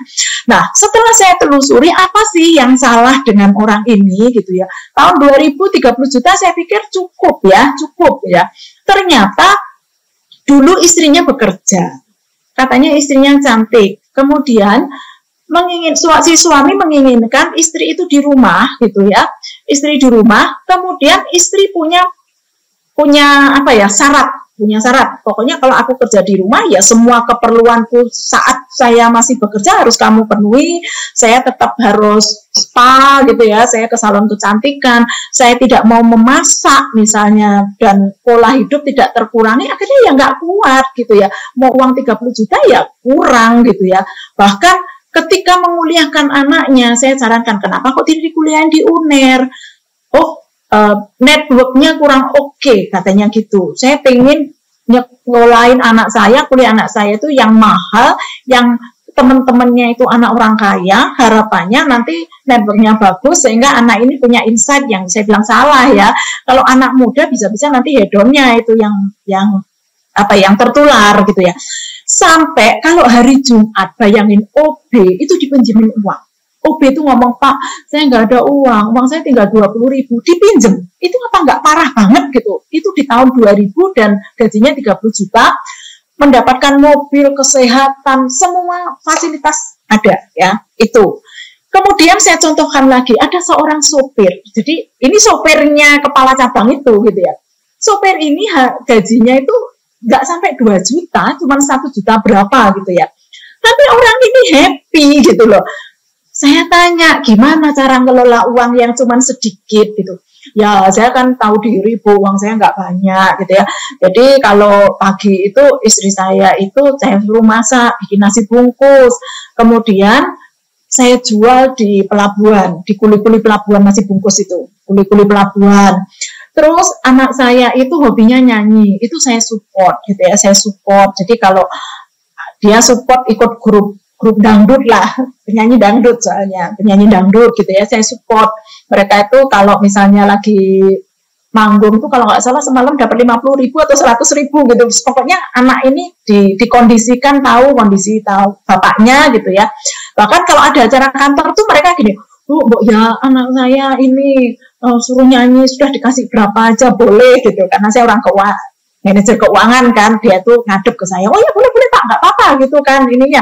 Saya tahu anaknya cantik juga enggak gitu, tapi orang tuanya itu pede mensupport dan hidupnya bahagia. Saya tuh sampai ngomong, Pak, ayolah lihat sopirmu itu loh, gajinya nggak sampai 2 juta aja, hidup bahagia sejahtera gitu ya. Lihat tuh anaknya, saya bilang, sampai gajinya 30 juta, kenapa kok utangnya nggak karu-karuan, saya bilang gitu ya. Nah itu artinya sebenarnya ini salah manajemen menurut saya. Nah, dari situ artinya kita harus disiplin. Begitu kita terima uang, kalau saya masih sebagai karyawan itu langsung saya sisihkan, saya amplopin. Jadi ada amplopnya yang ini nggak boleh dijarah gitu loh. Jadi tinggal berapa. Kalau misalnya kemarin makan, kayaknya belanjanya terlalu mewah gitu ya, makan di luar dan sebagainya. Uangnya tinggal segini, ya otomatis mungkin seminggu berikutnya itu ikannya sudah ikan Indosiar gitu ya, mungkin tempe gitu ya. Jadi kita harus begitu gitu, harus disiplin, nggak bisa ngomong, saya kalau nggak misalnya ikan salmon saya nggak bisa makan, bukan begitu gitu kan. Itu kalau yang saya lakukan ya, saya cuma bisa bercerita apa yang saya lakukan dan bercerita pengalaman di sekitar saya. Terima kasih. Sangat cukup komprehensif Bu Jeti dan sangat menyentuh. Karena intinya dari tanggapan jawaban Bu Zeti adalah langkah pertama, kita tidak harusnya berpikir karena periode atau generasi apapun. Yang kita pikirkan adalah perilaku kita selaku manusia. Kedua, kita harus paham dengan keyakinan religi kita. Bahwa religi apapun, bahwa tentu perhatian kita kepada orang tua, mulai dari orang tua dan diri sendiri dan keluarga, bahwa itu akan mendapat sisi lain dari spiritualitas kita. Tentunya ini akan membawa dampak di dalam tingkat kelanjutan rezeki kita, dan ini akan membawa maslahat banyak pihak yang harus kita perhatikan. Itu penting. Nah, intinya adalah bahwa yang tadi saya klimaskan dari Pak Sugeng dan Bu Zeti, harus benar-benar penetapan dengan ketetapan kita dan disiplin. Nggak ada kata lain, jangan ada excuse untuk diri kita. Harus kita sisihkan mulai dari sekarang, jangan next time. Oke, Bu Zeti, Pak Sugeng, ada pertanyaan dari Pak Sofyan Ansori lewat chatbox. Banyak orang pensiun mengalami kebangkrutan karena biaya kesehatan yang mahal. Nah, mungkin perlu jawaban singkat tepat nih. Kira-kira menurut Pak Sugeng apa sih Pak, bagaimana solusinya supaya kita bisa menghindari masalah tersebut Pak? Terima kasih. Jadi seperti saya sampaikan tadi bahwa usia pensiun itu kan buka tabungan. Kalau gaya hidup, pola hidup kita sewaktu aktif itu tidak baik, ya nanti kita akan menuai itu sakit. Kalau tadi kenapa kesehatan itu nomor 1, kalau ingin bahagia, kesehatan jasmani rohani itu nomor 1, karena ujung-ujungnya nanti biaya ini bisa mengalami keberuntungan kalau biaya kita nggak cukup. Nah, saya senang sekali tadi sharing dari Pak Yanto di chatbox, tadi beliau menjalani kehidupannya yang usianya sudah menginjak 50 tapi dengan happy. Nah, ini salah satunya sudah mengkondisikan Ini segala sesuatunya termasuk tentang rohaninya, spiritualnya, psikisnya, itu yang akan menjadi tabungan yang dibuka. Terima kasih. Oke, makasih Pak Sugeng. Dari Bu Jeti apa Bu Jeti? Solusi untuk menghindari masalah tersebut. Jadi Ya, artinya jadi biaya kesehatan yang mahal nih sekarang nih kita lihat. Ya, betul Pak. Tetapi sebenarnya kita patut bersyukur ya. Sekarang ada BPJS ya. Sekarang ada BPJS. Kalau dulu itu hampir kalau orang sudah sakit sekaya apapun, biasanya kemudian kalau sakitnya itu sudah kronis ya, misalnya gagal ginjal, kemudian kanker, kemudian jantung, nah itu sangat menguras uang. Nah, dengan adanya BPJS, walaupun terlepas dari berbagai kontroversi ya, sebenarnya ketika itu terjadi kritis atau terjadi sakit yang memang nggak bisa ditunda, itu BPJS lumayan bagus pelayanannya. Saya kemarin pengalaman dari ketika ibu saya meninggal, harus sebelum meninggal sakit itu harus operasi kepala itu 5 kali gitu ya. Itu semua di cover oleh BPJS dan tidak perlu ngantri. Saya langsung ke situ karena kedaruratan, itu langsung dioperasi, langsung ini. Itu cukup bagus. Kemudian yang biasanya yang saya bayar itu atas biaya kontrol dokter, kan kalau BPJS itu harus ngantri ya, harus rujukan. Nah, kita kan sudah bisa mempertimbangkan kalau cuman ke dokter, misalnya ke dokter spesialis, misalnya satu spesialis 300.000. Kalau saya mau kontrol 5 spesialis ya berarti 1,5 juta, daripada saya minta rujukan dari BPJS, ya mending aja saya bayarin sendiri, itu masih bisa dihitung lah. Tetapi yang nggak bisa dihitung itu Pak, kalau sudah operasi tadi, operasi otak, kemo, kemudian operasi, kan kanker itu sudah dioperasi sekian, nah itu sekaya apapun itu pasti bangkrut. Tapi dengan adanya BPJS ini sebenarnya cukup membantu gitu loh. Kita nggak usah khawatir, bahkan orang-orang kaya pun kalau sudah sakitnya itu sudah taraf itu pasti larinya ke BPJS. Dan saya gini, kan BPJS wajib nih. Kemudian kalau kita misalnya dengan asuransi sendirian itu mahal. Jadi saya kasih bocoran nih, kalau mau, ini kebetulan Desember. Jadi teman-teman DJP, teman-teman Dirjen Pajak itu kan juga asuransinya BPJS ya. Bayangin kalau KKNB dan sebagainya, kan pasti nggak mau asuransi BPJS, terutama untuk yang rawat jalan. Kalau rawat inap yang sakit kritis itu sih oke ya, tapi kalau ada yang rawat jalan, bayangin kita flu aja gitu, mesti minta rujukan gitu ya. Nah, teman-teman DJP itu seluruh Indonesia, keluarganya, kenalannya, termasuk saya nih ya, mereka itu membuat kayak entah yayasan, perkumpulan misalnya Indonesia Sehat gitu, namanya saya nggak sebutin ya, tapi kalau pengen nanti silahkan japri ke saya gitu ya. Itu setiap tahun akan bidding kepada asuransi. Jadi yang ikut asuransi itu ribuan gitu ya. Bayangin orang pajak seluruh Indonesia ya, ribuan, termasuk keluarganya, termasuk saya. Jadi orang pajak, kenalannya orang pajak, pokoknya siapapun, intinya kita itu bikin perkumpulan. Kemudian kita bidding asuransi. Dari situ kita bisa milih, misalnya oke, saya mau kalau rawat inap itu yang 1 hari misalnya 1,5 juta. Ini bagi kalau yang sudah kaya sih, oh saya punya black card gitu ya, silahkan aja gitu ya. Yang saya lakukan adalah saya misalnya, oh saya pilih kalau rawat inap misalnya sehari 1,5 juta gitu ya. Kemudian saya mau rawat jalan plafonnya sekian.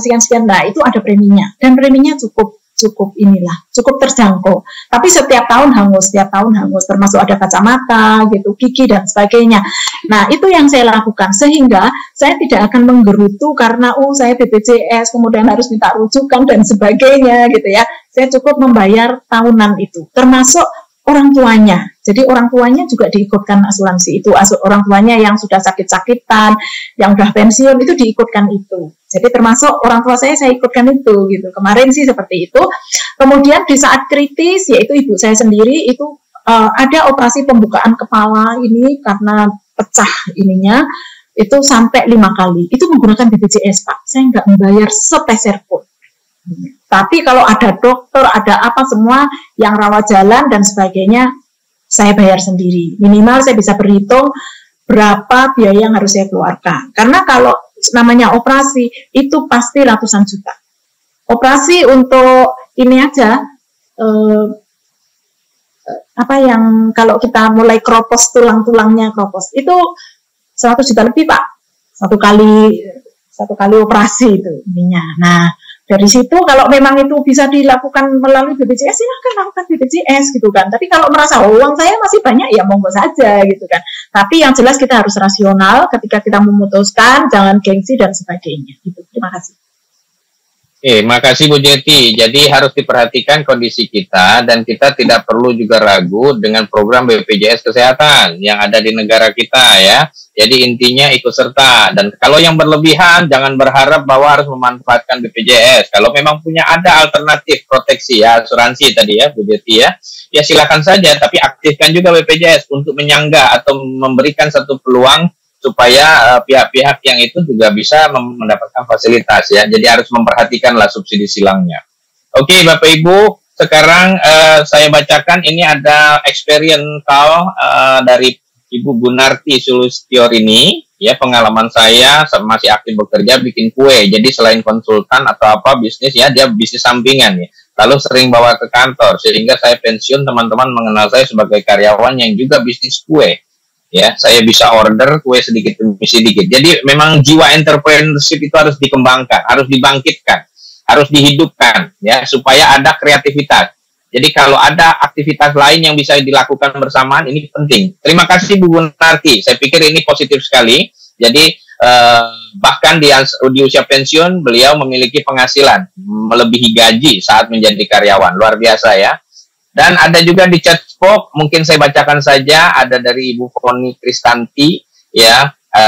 Kalau anak-anak tidak mau meneruskan konsultan pajak dan jika mau pensiun, artinya kan kantornya masih menghasilkan, namun tidak ada yang melanjutkan. Solusinya bagaimana? Ya, kalau dibubarkan sayang ya, mungkin kita perlu buat satu komunitas ataupun satu lembaga untuk bisa menampung seluruh klien. Ya, kalau Bu Jeti kelihatannya sudah kebanjiran klien, mungkin kita perlu menampung untuk mendistribusi teman-teman yang sedikit kliennya. Terima kasih ya Bu Foni ya atas kebaikan sharingnya. Dan Ibu Bunga Ningsi itu menanyakan, seharusnya konsultan pajak bisa ikut asuransi dari yayasan itu nggak Bu? Nah, bisa, saya juga ikut. Oh bisa, silakan. Nanti hubungi Bu Zeti, semoga bisa terbantu. Kalau memang ini, ya. Nah, hanya saja teman-teman nanti di yayasan itu lebih banyak teman-teman dari aparatur konsultan pajak, itu Direktur Jenderal Pajak ya Bu ya? Iya. Oke. Lalu ada Ibu Tiurma Melanita, apakah ada batasan usia untuk konsultan pajak dalam menerima klien atau pendek? Saya tanyakan ke Bu Zeti nih, ada nggak usia pendek atau usia pensiun bagi konsultan pajak? Tadi rasanya sudah dijelaskan oleh Bu Jeti lah. Mungkin Bu Jeti silakan sekaligus closing remarks Bu Jeti. Ya, selama ini sih nggak ada ya pensiun asalkan kita belum pikun gitu ya. Asalkan kita belum ini masih boleh saja gitu ya. Tapi kalau sudah pikun, sudah gaptek ya nanti malah dapat komplain klien lah. Misalnya kita harus meregenerasi gitu ya. Intinya meregenerasi, mungkin kita juga bisa gandengan ya, kita berkolaborasi, yang muda, yang tua kita sebagai advisor misalnya, ya pasti lama-lama kita akan menspesialisasi gitu ya. Misalnya saya pun sudah sangat gaptek misalnya untuk menggunakan yang itu sudah lebih lama gitu ya, itu sudah bagian kita. Tapi kalau misalnya banding, misalnya pemeriksaan, keberatan, nah itu kita yang turun. Jadi kita memang harus sudah bisa membagi gitu. Saya pernah dapat klien yang begini, Bu Zeti, pokoknya saya pengen jadi kliennya Bu Zeti, tapi aku mau semua yang ngurusin Bu Zeti, saya nggak mau dikerjakan oleh karyawan yang lain. Saya bilang, aduh sorry, nggak bisa. Aku itu gaptek. Kalau kamu tanya mengenai ESPT, e-faktur, itu aku jawabnya lebih lama, bahkan aku mesti masuk dulu ke sistemnya, kemudian saya baru bisa jawab, karena aku pun nggak pernah mengerjakan ESPT, unifikasi, saya nggak pernah. Siapa yang ngerjain itu? Pasti staf saya. Dia lebih cepat, dia lebih tidak gaptek, dia lebih hasilnya lebih bagus. Bahkan saya masih tanya, kalau ini kenapa kok tiba-tiba nggak bisa? Karena saya pun masih juga megang, tapi hanya khusus perusahaan saya sendiri, minimal saya supaya nggak lupa gitu kan. Tetapi mereka jauh lebih cepat dari saya, mulai impor ekspor, mereka lebih jago. Saya belajar dari mereka gitu kan ininya. Jadi kita itu memang harus tahu ya, dan kita harus tahu diri. Tapi kalau secara banding, ya itu saya yang lebih jago, saya bilang gitu.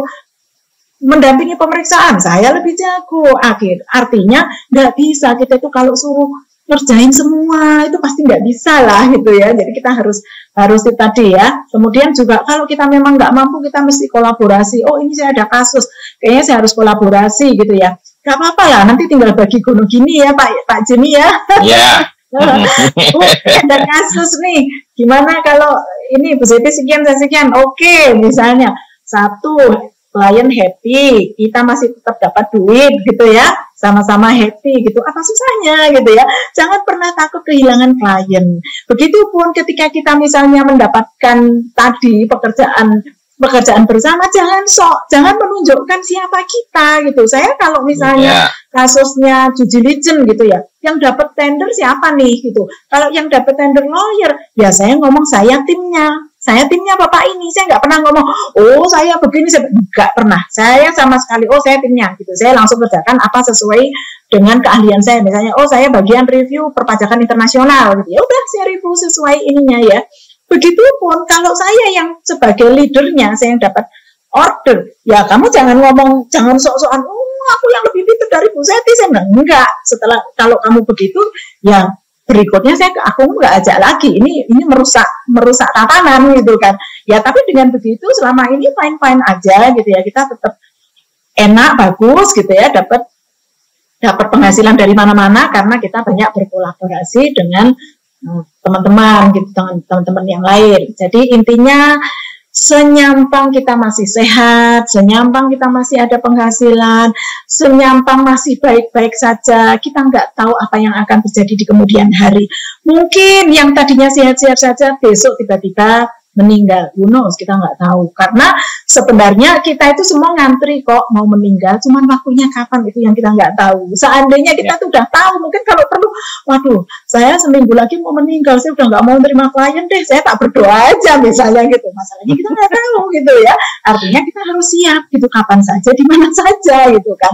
Dan kita juga harus siap kalau terjadi sesuatu, kita juga harus sudah siap gitu. Jangan sampai baru sudah kejadian baru bingung, aduh saya mau ngapain nih, wah kalau ini gimana. Nah, jadi kita itu gini, kita itu harus sudah bersiap seolah-olah kita itu akan menghadapi masalah ini, sehingga kita itu sudah siap, plan A, plan B, plan C, ini semua sudah siap. Itu Pak Jimmy, terima kasih. Terima kasih closing remarks-nya Bu Zeti. Bapak Ibu, saya sarankan Bapak Ibu yang masih nonaktif kamera segera mengaktifkan kameranya, akan sambil berjalan tim teknis untuk mengambil gambar karena peserta saat ini hampir 500. Nah, silakan Pak Sugeng memberikan closing remarks pada kesempatan ini. Silakan Pak Sugeng. Terima kasih Pak Jimmy. Jadi dari saya ini bahwa punya persiapan jauh lebih baik dan akan lebih baik lagi apabila persiapan itu dilakukan. Jadi persiapan jauh lebih baik dan itu nanti kalau bisa melakukannya, karena tantangannya mengaplikasikan rencana itu. Terima kasih, itu saja singkat. Oke, luar biasa Pak Sugeng Prianto dan Bu Zeti Arina, terima kasih. Mari kita berikan aplaus yang meriah Bapak Ibu di tempat masing-masing dengan membuka mic-nya juga. Tiba saatnya di penghujung acara Bincang Profesi Konsultan Pajak, saya Jimmy Sutiono mengucapkan terima kasih atas perhatian dan kehadiran Ibu Bapak secara daring, terutama kepada Bapak Ibu narasumber yang luar biasa. Mari kita berikan aplaus sekali lagi, yang telah berbagi ilmu, pengetahuan, dan pengalaman, serta berbagai hal yang mencerahkan di pagi hari ini hingga siang, yang Bapak Ibu hingga saat ini masih mengikuti untuk mempersiapkan pensiun buat praktik kita sebagai konsultan pajak. Ya, bukan berarti kita ingin pensiun dini ya, tetapi bagaimana kita melihat view, helikopter view kita harus pasang itu. Lalu apabila Bapak Ibu di dalam kesempatan ini, di kegiatan ini terdapat kesalahan, kekurangan, dan hal-hal yang tidak berkenan, mohon kiranya dimaklumi dan dimaafkan. Apabila terdapat kebaikan, manfaat, silakan dimanfaatkan dan dilaksanakan dengan sebaik-baiknya. Mohon undur diri, salam sehat, dan sampai jumpa lagi. Selamat pagi menjelang siang, dan salam sehat senantiasa. Semoga kita semua lebih baik, sukses, dan sejahtera, berbahagia selalu. Konsultan pajak kreatif, penghasilan meningkat, penerimaan negara bertambah, IKPI berjaya terus. Wassalamualaikum warahmatullahi wabarakatuh. Shalom, Om Santi Santi Om, Sadu Sadu Sadu, salam kebajikan. Sampai jumpa. Terima kasih. Terima kasih Pak Sugeng, Bu Zeti, Bapak Ibu sekalian. Terima kasih. Baiklah, sampai jumpa lain kesempatan. Bapak semuanya.